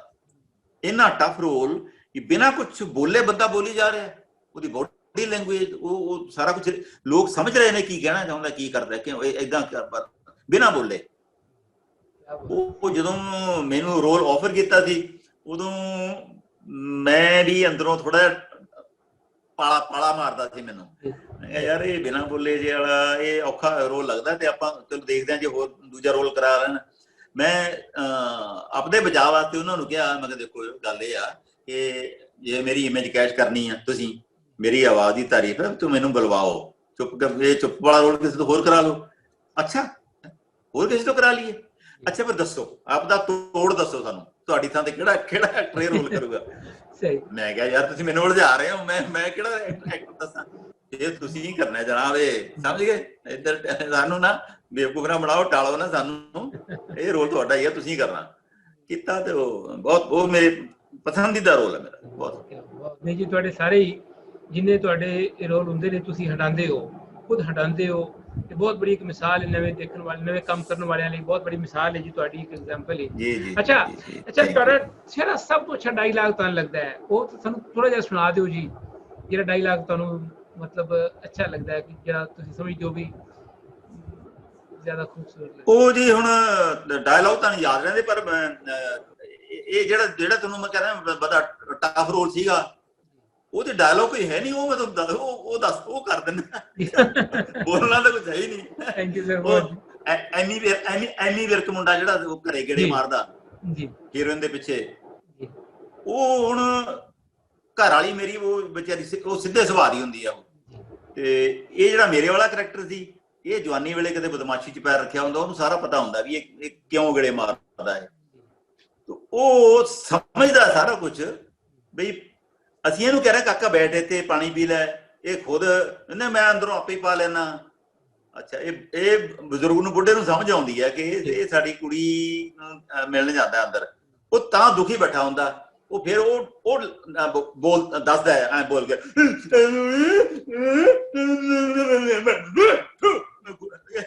ਅੰਦਰ ਮਿਲਣ ਜਾਂਦਾ, ਮੈਂ ਗੋਲੀ ਮਾਰ ਦੇਵਾਂ। ਤੇ ਕੀ ਬਾਤ ਹੈ ਜੀ, क्या बात है, क्या बात है, यार बहुत खूबसूरत, बहुत सदा। ये ਤੁਹਾਡੇ ਤੇ ਹੀ ਇਹ ਚੀਜ਼ਾਂ ਜਿਹੜੀਆਂ ਨੇ ਜੀ, ਤੁਸੀਂ ਵਾਕਈ ਸਰਦਾਰ ਹੋ ਹੈ ਜੀ, ਆਪਣੀ ਇੰਡਸਟਰੀ ਦੇ, ਆਪਣੇ ਫਨ ਦੇ ਤੁਸੀਂ ਸਰਦਾਰ ਹੋ, ਹਮੇਸ਼ਾ ਤੁਸੀਂ ਸਲਾਮਤ। ਅੱਛਾ ਜੀ, ਇਹ ਮੈਂ ਤੁਹਾਨੂੰ ਦੱਸਦਾ, ਮੇਰਾ ਜਿਹੜਾ ਐਕਚੁਅਲ ਨਾਮ ਹੈ, ਮੇਰਾ ਨਾਮ ਹੈਗਾ ਪਰਮਜੀਤ ਸਿੰਘ। ਪਰਮਜੀਤ ਜੀ, ਬਿਲਕੁਲ ਪਰਮਜੀਤ ਸਿੰਘ, ਬਿਲਕੁਲ ਜੀ। ਹਾਂਜੀ, ਇਹ ਸਰਦਾਰ ਸੋਹੀ ਮੈਨੂੰ ਮੇਰੇ ਉਸਤਾਦ ਜੀ ਟਿਵਾਣਾ ਸਾਹਿਬ ਨੇ ਨਾਂ ਦਿੱਤਾ ਸੀ, ਹਰਪਾਲ ਟਿਵਾਣਾ ਜੀ ਨੇ।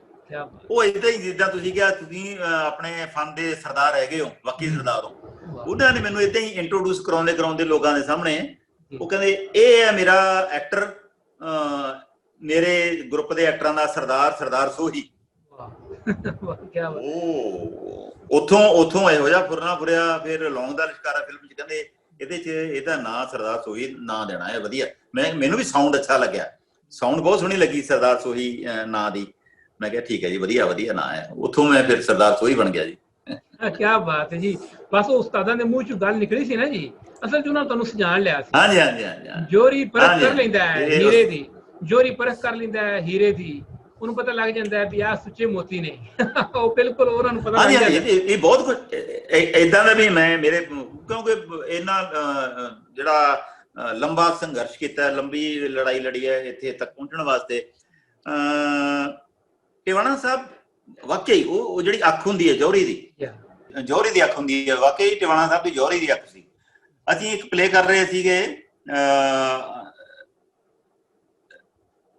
ਚਮਕੌਰ ਦੀ ਗੜੀ। ਗੁਰੂ ਗੋਬਿੰਦ ਸਿੰਘ ਸਾਹਿਬ ਦੇ ਜਦੋਂ ਚਮਕੌਰ ਦੀ ਗੜੀ 'ਚ ਘਿਰ ਗਏ ਸੀ, ਉਹਦੇ ਤੇ ਸੀਗੀ ਬਣੀ ਹੋਈ, ਤੇ ਜਿੱਥੇ ਵੱਡੇ ਸਾਹਿਬਜ਼ਾਦੇ ਸ਼ਹੀਦ ਹੋਏ ਸੀ।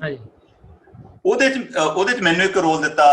ਮੁਗਲ ਉਸ ਟਾਈਮ ਤੇ ਉਹ ਹੁੰਦੇ ਸੀ, ਤੇ ਉਹ ਹੁਣ ਮੇਰਾ ਜਿਹੜਾ ਬੋਡੀ ਸਟਰਕਚਰ, ਮੈਂ ਤਾਂ ਦੁਬਲਾ ਪਤਲਾ ਜਾ, ਉਹਨਾਂ ਦੀ ਮਿਸਿਸ ਨੀਨਾ ਟਿਵਾਣਾ ਉਹ ਵੀ ਐਕਟਿੰਗ ਦੇ ਗੁਰੂ ਸੀਗੇ। ਉਹ ਕਹਿੰਦੇ ਹਰਪਾਲ ਸੋਹੀ ਇਹ ਤਾਂ ਮੁਗਲ ਲੱਗਣਾ ਨਹੀਂ, ਇਹ ਤਾਂ ਬਹੁਤ ਪਤਲਾ ਜਾ, ਬਹੁਤ ਵੇਟ ਵੀ ਕੁਛ ਨਹੀਂ। ਟਿਵਾਣਾ ਸਾਹਿਬ ਕਹਿੰਦੇ ਨੀਨਾ ਡਾਇਰੈਕਟਰ ਤੂੰ ਹੈ ਕਿ ਮੈਂ? ਤੂੰ ਮੇਰੇ ਕੋਲੋਂ ਲਿਖਾ ਲੈ ਇਹ ਰੋਲ, ਇਹ ਸਰਦਾਰ ਸੋਹੀ ਇਹ ਰੋਲ ਕਰੂ ਨਾ ਸੋਹੀ, ਤਾਂ ਇਹ ਸ਼ੇਕਸਪੀਅਰ ਦਾ ਇਆਗੋ ਲੱਗੂਗਾ, ਲਿਖਾ ਲੈ ਮੇਰੇ ਤੋਂ। ਓਕੇ, ਹੁਣ ਚੁੱਪ ਕਰਕੇ ਬੈਠ, ਹੁਣ ਦੇਖੀ ਤੂੰ। ਉਹ ਸਰ ਮੈਨੂੰ ਰੋਲ ਦਿੱਤਾ, ਉਹ ਮੇਰੀ ਉਰਦੂ ਜ਼ਬਾਨ ਪਾਪਾ ਦੇ ਕਰਕੇ ਮੇਰਾ ਉਹ ਠੀਕ ਸੀ, ਐਕਸੈਂਟ ਜਿੰਨਾ ਕੁ ਬੋਲਣਾ ਸੀ ਉਰਦੂ, ਤੇ ਉਹ ਅਸੀਂ ਸੰਡੇ ਨੂੰ ਪਲੇ ਕੀਤਾ। ਉਹ ਟਿਵਾਣਾ ਸਾਹਿਬ ਬਾਅਦ 'ਚ ਕਲਾਸ ਲੈਂਦੇ ਸੀ ਸਾਰਿਆਂ ਨੂੰ ਬਿਠਾ ਕੇ, ਤੇਰੇ 'ਚ ਆਹ ਖਾਮੀ ਹੈ, ਤੇਰੇ 'ਚ ਆਹ ਪੋਜ਼ੀਟਿਵ ਗੱਲ ਹੈ, ਉਹ ਸਾਰੇ ਸਮਝਾਉਂਦੇ ਸੀ। ਮੈਨੂੰ ਕਹਿੰਦੇ ਸਭ ਤੋਂ ਅਖੀਰ 'ਚ ਮੇਰਾ ਨਾਂ ਆਇਆ, ਹਾਂ ਬਈ ਸੋਹੀ ਕਰੈਕਟਰ ਦੇ ਬਹੁਤ ਨੇੜੇ ਹੈ ਜਿਹੜਾ ਆਪਾਂ ਕਰ ਰਹੇ ਹਾਂ, ਤੂੰ ਤੇਰੀ ਜ਼ਬਾਨ ਬਹੁਤ ਸਾਫ਼ ਹੈ, ਬਹੁਤ ਵਧੀਆ, ਆਵਾਜ਼ ਬਹੁਤ ਸੋਹਣੀ ਹੈ, ਜੋ ਥੀਏਟਰ 'ਚ ਜ਼ਰੂਰਤ ਹੁੰਦੀ ਆ ਉਹ ਤੱਕ ਗੜਕਵੀਂ ਆਵਾਜ਼ ਆਉਂਦੀ ਹੈ ਤੇਰੀ।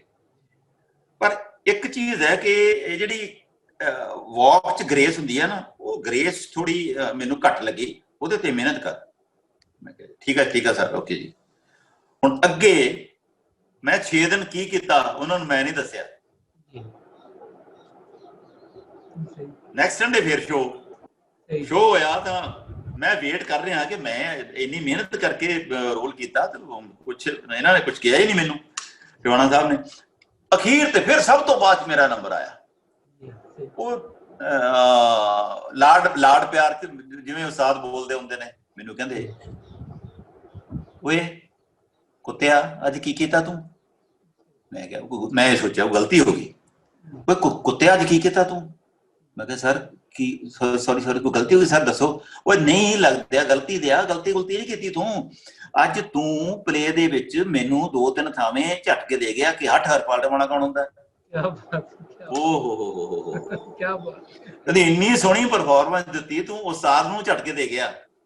ਸੋ ਉਹ ਗੱਲ ਆਈ ਅੱਖ ਪਰਖਣ ਦੀ। ਬਿਲਕੁਲ ਉਹਨਾਂ ਨੇ ਪਰਖਿਆ। ਫਿਰ ਇਹੋ ਹੀ ਪਲੇ ਅਸੀਂ ਚੰਡੀਗੜ੍ਹ ਕੀਤਾ, ਗਵਰਨਮੈਂਟ ਕਾਲਜ 'ਚ। ਉੱਥੇ ਜਿਹੜੇ ਪ੍ਰੋਫੈਸਰ ਸਾਹਿਬ ਸੀ ਉਹ ਲੱਭਦੇ ਫਿਰਨ, ਹਰਪਾਲ ਉਹ ਤੇਰਾ ਉਹ ਜ਼ਫਰ ਬੇਗ ਤੇਰਾ ਉਹ ਕਿੱਥੇ ਹੈ? ਇਹਦਾ ਨਾਮ ਜ਼ਫਰ ਬੇਗ ਉਹ ਕਿੱਥੇ ਹੈ? ਉਦੋਂ ਨੂੰ ਮੈਂ ਜਿਹੜੀ ਨਕਲੀ ਦਾੜੀ ਲੱਗੀ ਸੀ ਉੱਥੇ, ਜਿਹੜੀ ਉਹ ਬੱਕਰ ਦਾੜੀ ਲੱਗੀ ਹੁੰਦੀ ਹੈ ਜੀ, ਉਹ ਨਕਲੀ ਲੱਗੀ ਸੀ, ਉਹ ਮੈਂ ਦਾੜੀ ਉਤਾਰਤੀ ਤੇ ਅੰਦਰੋਂ ਨਿਕਲਿਆ ਇੰਨਾ ਮੂੰਹ ਛੋਟਾ ਜਿਹਾ। ਉਹ ਕਹਿੰਦੇ ਸੋਈ ਇੱਧਰ ਆ ਜੀ, ਇਹ ਪ੍ਰੋਫੈਸਰ ਸਾਹਿਬ ਨੂੰ ਮਿਲਣਾ ਚਾਹੁੰਦੇ ਨੇ। ਸਤਿ ਸ੍ਰੀ ਅਕਾਲ। ਉਹ ਤੇਰੀ ਆਵਾਜ਼ ਬੜੀ ਸੋਹਣੀ ਯਾਰ, ਔਰ ਤੂੰ ਤੁਰਦਾ ਕਿਵੇਂ ਸਟੇਜ ਦੇ ਉੱਤੇ, ਹੈ ਕਮਾਲ ਕਰ ਦੇਣਾ। ਤੇ ਅੰਦਰੋਂ ਤੂੰ ਕੁਛ ਹੋ ਰਹੀ ਹੈ, ਲੇਕਿਨ ਬਈ ਇਹ ਹੀ ਹੁੰਦੀ ਹੈ ਕਹਿੰਦੇ ਕਲਾਕਾਰੀ। ਵਾਕਈ ਬਹੁਤ ਸੋਹਣਾ ਕੰਮ ਕੀਤਾ ਤੂੰ, ਤੇਰੀ ਆਵਾਜ਼ ਔਰ ਤੇਰੀ ਵਾਕ, ਤੇਰਾ ਚੱਲਣਾ ਖੜਨਾ ਮੁੜਨਾ, ਔਰ ਜਿਹੜੇ ਤੂੰ ਤੁਰਦਾ ਤੁਰਦਾ ਸਟੇਜ ਤੇ ਕੱਟ ਮਾਰਦਾ ਨਾ, ਉਹ ਟਿਵਾਣਾ ਸਾਹਿਬ ਫਿਰ ਕਹਿੰਦੇ ਸੋਹੀ ਕੁਝ ਸਮਝ ਆਉਂਦੀ ਹੈ ਗੱਲ? ਮੈਂ ਕਿਹਾ ਜੀ ਦੱਸੋ। ਕਹਿੰਦੇ ਦੇਖ ਇਹ ਸਾਡੇ ਨਾ ਇੱਕ ਆ ਖੋਪੜੇ, ਇੱਕ ਇੱਥੇ ਦਿਮਾਗ ਹੁੰਦਾ ਹੈ ਜਿਹੜਾ ਥਰਡ, ਜਿਹਨੂੰ ਤੀਸਰੀ ਅੱਖ ਕਹਿੰਦੇ ਆ, ਉਹ ਕੰਮ ਕਰਦੀ ਹੁੰਦੀ ਹੈ। ਮੈਨੂੰ ਪਤਾ ਹੁੰਦਾ ਵੀ ਜਦੋਂ ਮੈਂ ਤੇ ਸੋਹੀ ਇੱਥੇ ਸਟੇਜ ਦੇ ਇੱਥੇ ਖੜੇ ਆ, ਜਦੋਂ ਸਟੇਜ ਦੇ ਐਜ ਤੇ ਜਾਣਾ, ਅੱਗੇ ਲਾਈਟਾਂ ਵੱਲੋਂ ਵਧਦੇ ਵਧਦੇ ਜਾਣਾ ਹੈ, ਇੱਥੋਂ ਲਾਈਟਾਂ ਪੈਣੀਆਂ ਨੇ ਜਿਵੇਂ ਡੰਗਰਾਂ ਦੀ ਅੱਖਾਂ 'ਚ ਰਾਤ ਨੂੰ ਲਾਈਟਾਂ ਪੈਂਦੀਆਂ, ਅੱਖਾਂ ਚਮਕਦੀਆਂ ਦੂਰੋਂ, ਉਹ ਉੱਪਰ ਲਾਈਟਾਂ ਲੱਗੀਆਂ ਹੋਈਆਂ ਨੇ, ਅੱਖਾਂ ਚਮਕਦੀਆਂ, ਤੇ ਆਪਾਂ ਦੋਵੇਂ ਜਾਂਦੇ ਹਾਂ ਲੋਕਾਂ ਵੱਲ ਨੂੰ। ਲੋਕਾਂ ਤੇ ਮੈਜਿਕ ਹੋ ਜਾਂਦਾ ਬੇਟਾ। ਮੈਨੂੰ, ਮੈਂ ਤੇਰੀ ਤਾਰੀਫ ਕਰਦਾ, ਇਹਨੂੰ ਕਿਤੇ ਐਵੇਂ ਖਿਲਰ ਜਾਵੇਂ ਨਾ ਕਿ ਮੇਰੇ ਵਾਹ ਵਾਹ ਵਾਹ, ਮੈਂ ਤਾਂ ਬਹੁਤ ਵੱਡਾ ਐਕਟਰ ਬਣ ਗਿਆ। ਇਹ ਜਿਹੜੀ ਗੱਲ ਤੇਰੀ ਸ਼ਾਬਾਸ਼ ਹੈ, ਉਹ ਮੈਂ ਸ਼ਾਬਾਸ਼ 'ਚ ਕਿਹਾ ਨਾ। ਜਦੋਂ ਜੁੱਤੀਆਂ ਮਾਰਨ ਦਾ ਸਮਾਂ ਹੁੰਦਾ ਉੱਥੇ ਮੈਂ ਜੁੱਤੀਆਂ ਵੀ ਮਾਰਦਾ, ਪਰ ਇੱਥੇ ਮੈਂ ਤੇਰੀ ਤਾਰੀਫ ਕਰਦਾ ਕਿ ਜਦੋਂ ਤੂੰ ਮੇਰੇ ਨਾਲ ਆਪਣੀ ਟੀਮ ਦੋਵਾਂ ਦੀ ਜਿਹੜੀ ਕੈਮਿਸਟਰੀ ਹੈ ਇੰਨੀ ਵਧੀਆ ਬਣੀ ਹੋਈ ਹੈ ਇਸ ਪਲੇ ਦੇ ਵਿੱਚ। ਜਦੋਂ ਆਪਾਂ ਲੋਕਾਂ ਤੇ ਜਾਣ, ਲੋਕ ਪੰਜਾਬੀ ਦੀ ਕਹਾਵਤ ਸੁਸਰੀ ਵਾਂਗੂ ਸੌਂ ਜਾਂਦੇ ਨੇ, ਏਦਾਂ ਕੰਨ ਖੜੇ ਕਰ ਸੁਣਦੇ ਨੇ ਵੀ ਯਾਰ ਬੋਲਦਾ ਕੀ ਹੈ, ਇਹ ਤੁਰਦਾ ਖੜਦਾ ਕਿਵੇਂ ਹੈ, ਦੇਖਦਾ ਕਿਵੇਂ ਹੈ। ਸੋ ਇਹਨਾਂ ਗੱਲਾਂ ਦਾ ਜੋ ਮੈਜਿਕ ਕ੍ਰੀਏਟ ਕਰਦੀ ਹੈ ਆਪਣੀ ਜੋੜੀ, ਉਹ ਫਿਰ ਬਾਅਦ ਉਹ ਜਦੋਂ ਉਸਤਾਦਾਂ ਵਾਲੇ ਰਿਸ਼ਤੇ ਜਦੋਂ ਫਿਰ ਉੱਥੇ ਤੱਕ ਪਹੁੰਚ ਜਾਣ ਕੇ ਸੋਚੀ ਫਿਰ ਆਪਾਂ ਕਿਵੇਂ ਕਰੀਏ, ਇਹ ਲੈਣ ਲੱਗ ਜਾਣ, ਫਿਰ ਲੱਗਦਾ ਵੀ ਯਾਰ ਬਈ ਵਾਹ ਯਾਰ ਵੀ ਗੱਲ ਬਣ ਗਈ। ਤੇ ਜਿਹੜੇ ਰਾਹ ਤੇ ਚੱਲਿਆ ਸੀ ਉਹਦੇ ਬਹੁਤ ਨੇੜੇ ਆਉਣ ਤੋਂ ਐਕਟਰ, ਜਦੋਂ ਉਸਤਾਦ ਐਕਟਰ ਮੰਨਣ ਲੱਗ ਜਾਣਾ ਵੀ ਤੂੰ ਐਕਟਰ ਬਣ ਗਿਆ ਹੁਣ। ਕਿਆ ਬਾਤ ਹੈ ਜੀ। ਪਰਮਜੀਤ ਸਿੰਘ ਜੀ ਤੋਂ ਸਰਦਾਰ ਸੋਹੀ ਬਣਾਉਣ ਵਿੱਚ ਟਿਵਾਣਾ ਸਾਹਿਬ ਦਾ ਬੜਾ ਕੀਤਾ। ਅਸੀਂ ਟਿਵਾਣਾ ਸਾਹਿਬ ਦਾ ਵੀ ਸ਼ੁਕਰੀਆ ਅਦਾ ਕਰਨੇ ਆ ਕਿ ਇਹਨਾਂ ਆਰਟਿਸਟ ਦਿੱਤਾ ਸਾਨੂੰ, ਸਾਡੇ ਪੰਜਾਬੀਆਂ ਨੂੰ ਇੰਨਾ ਖੂਬਸੂਰਤ ਆਰਟਿਸਟ ਦਿੱਤਾ। ਕਿਆ ਬਾਤ ਹੈ ਜੀ। ਰੱਬ ਤੁਹਾਨੂੰ ਲੰਮੀ ਜ਼ਿੰਦਗੀ, ਸਿਹਤ, ਤੰਦਰੁਸਤੀ ਦੇ। ਤੇ ਮੈਂ ਪ੍ਰੋਗਰਾਮ ਦੇ ਅੰਤ ਵੱਲ ਜਾ ਰਿਹਾ, ਤੁਹਾਡੀ ਇਜਾਜ਼ਤ ਦੇ ਨਾਲ। ਤੁਹਾਡਾ ਬੜਾ ਟਾਈਮ ਅੱਜ ਲੈ ਲਿਆ ਹੈ, ਘੰਟੇ ਦੀ ਗੱਲ ਸੀ, ਘੰਟੇ ਤੋਂ ਵੱਧ ਹੋ ਗਿਆ ਜੀ। ਅਸੀਂ ਗੱਲਾਂ ਤਾਂ ਬੜੀਆਂ ਕਰਨ ਵਾਲੀਆਂ ਤੁਹਾਡੇ ਨਾਲ, ਪਰ ਅਸੀਂ ਇਸ ਤੋਂ ਖਤਮ ਕਰਨਾ ਚਾਹ ਰਹੇ ਹਾਂ ਵੀ ਤੁਹਾਡੀ ਲਗਾਤਾਰ ਬੈਠਣਾ। ਤੇ ਜਸਵੰਤ ਸਿੰਘ ਸਫਰ ਸਾਹਿਬ ਦਾ ਵੀ ਸ਼ੁਕਰੀਆ, ਉਹਨਾਂ ਨੇ ਇੰਨਾ ਟਾਈਮ ਕੱਢਿਆ। ਤੇ ਜੀ ਕੀ ਸੁਨੇਹਾ ਦਿਓਗੇ ਤੁਸੀਂ ਆਪਣੇ ਦੇਖਣ ਵਾਲਿਆਂ ਨੂੰ, ਫੈਨਸ ਨੂੰ, ਜਿਹੜੇ ਤੁਹਾਨੂੰ ਪਿਆਰ ਕਰਦੇ ਨੇ? ਇੱਧਰ ਇੰਨੇ ਕਰੋੜ ਪੰਜਾਬੀ ਨੇ। ਦੇਖਣ ਵਾਲਿਆਂ ਨੂੰ ਮੈਂ ਸੁਨੇਹਾ ਕੀ ਦੇ ਸਕਦਾ? ਮੈਂ ਤਾਂ ਇੱਕ ਅਰਜ਼ ਕਰ ਸਕਦਾ ਵੀ ਤੁਸੀਂ ਜਿਸ ਤਰ੍ਹਾਂ ਪਿਆਰ ਬਖਸ਼ਦੇ ਹੋ, ਆਪਾਂ ਦੋਵੇਂ ਸਾਈਡਾਂ ਵਾਲੇ, ਆਪਾਂ ਜੇ ਗਵਰਨਮੈਂਟਸ ਨਹੀਂ ਕੁਝ ਕਰ ਰਹੀਆਂ ਤੇ ਆਪਾਂ ਆਪਣੇ ਲੈਵਲ ਤੇ ਜਿੰਨਾ ਕੁ ਕਰ ਸਕਦੇ ਹਾਂ, ਜਿੰਨਾ ਕੁ ਨਜ਼ਦੀਕੀਆਂ ਵਧਾ ਸਕਦੇ ਹਾਂ, ਆਪਾਂ ਉਹ ਵਧਾਉਂਦੇ ਰਹੀਏ, ਪਿਆਰ ਵਧਾਉਂਦੇ ਰਹੀਏ। ਬਸ ਇਹ ਵੀ ਮੇਰੀ ਗੁਜ਼ਾਰਿਸ਼ ਹੈ ਸਾਰੇ ਦਰਸ਼ਕਾਂ ਨੂੰ। ਕਿਆ ਬਾਤ ਹੈ ਜੀ, ਬਹੁਤ ਖੂਬਸੂਰਤ ਜੀ। ਅਸੀਂ ਤੁਹਾਡੀ ਇਜਾਜ਼ਤ ਨਾਲ ਖਤਮ ਕਰਨ ਜਾ ਰਹੇ ਹਾਂ, ਤੁਹਾਡੇ ਕੋਲ ਇਜਾਜ਼ਤ ਲੈ ਕੇ ਆਗਿਆ ਲੈ ਕੇ। ਤੇ ਬਹੁਤ ਸ਼ੁਕਰੀਆ ਜੀ। ਅੱਜ ਸਾਡੇ ਨਾਲ ਬਹੁਤ ਹੀ ਖੂਬਸੂਰਤ ਆਰਟਿਸਟ ਮੌਜੂਦ ਸਨ। ਵਕਤ ਦੀ ਜਿਹੜੀ ਦਾਮਨ ਹੈ ਉਹ ਸਾਥ ਨਹੀਂ ਦੇ ਰਿਹਾ, ਕਿਉਂ ਜੇ ਅਸੀਂ ਜ਼ਿਆਦਾ ਦੇਰ ਬਿਠਾਉਣਾ ਨਹੀਂ ਚਾਹੁੰਦੇ ਆਪਣੇ ਮੁਅੱਜ਼ਜ਼ ਮਹਿਮਾਨਾਂ ਨੂੰ, ਇਸ ਤੋਂ ਕਿ ਉਹਨਾਂ ਨੇ ਸਾਡੇ ਲਈ ਪਹਿਲੇ ਬੜੀ ਮਿਹਰਬਾਨੀ ਕੀਤੀ ਹੈ, ਬੜੀ ਕਰਮਨਵਾਜ਼ੀ ਕੀਤੀ ਹੈ, ਟਾਈਮ ਕੱਢਿਆ ਸਾਡੇ ਲਈ। ਇੱਕ ਬਹੁਤ ਬੜਾ ਨਾਂ ਹੈ ਇਹ, ਸਰਦਾਰ ਸੋਹੀ ਜੀ ਬਹੁਤ ਬੜਾ ਨਾਂ ਹੈ ਪੰਜਾਬੀ ਆਰਟ ਦੇ ਵਿੱਚ, ਇੱਕ ਬਹੁਤ ਬੜਾ ਨਾਂ ਹੈ। ਰੱਬ ਇਸ ਨਾਂ ਨੂੰ ਹਮੇਸ਼ਾ ਸਲਾਮਤ ਰੱਖੇ। ਸਰਦਾਰ ਸੋਹੀ ਜੀ ਸਲਾਮਤ ਰਹਿਣ, ਉਹਨਾਂ ਦਾ ਫਨ ਜਿਉਂਦਾ ਰਹੇ। ਉਹਨਾਂ ਦੇ ਪਿਆਰ ਕਰਨ ਵਾਲੇ ਦੁਆ ਕਰਦੇ ਨੇ, ਉਹਨਾਂ ਨੇ ਬੜੀਆਂ ਨੇਕ ਤਮੰਨਾਵਾਂ। ਡਾਕਟਰ ਗਜ਼ਨਫਰ ਬੁਖਾਰੀ ਨੂੰ ਪੰਜਾਬ ਪਾਕਿਸਤਾਨ ਤੋਂ ਇਜਾਜ਼ਤ ਦਿਓ। ਰੱਬ ਨੇ ਚਾਹਿਆ ਕਿਸੇ ਹੋਰ ਪ੍ਰੋਗਰਾਮ ਵਿੱਚ ਫਿਰ ਹਾਜ਼ਰ ਹੋਵਾਂਗੇ।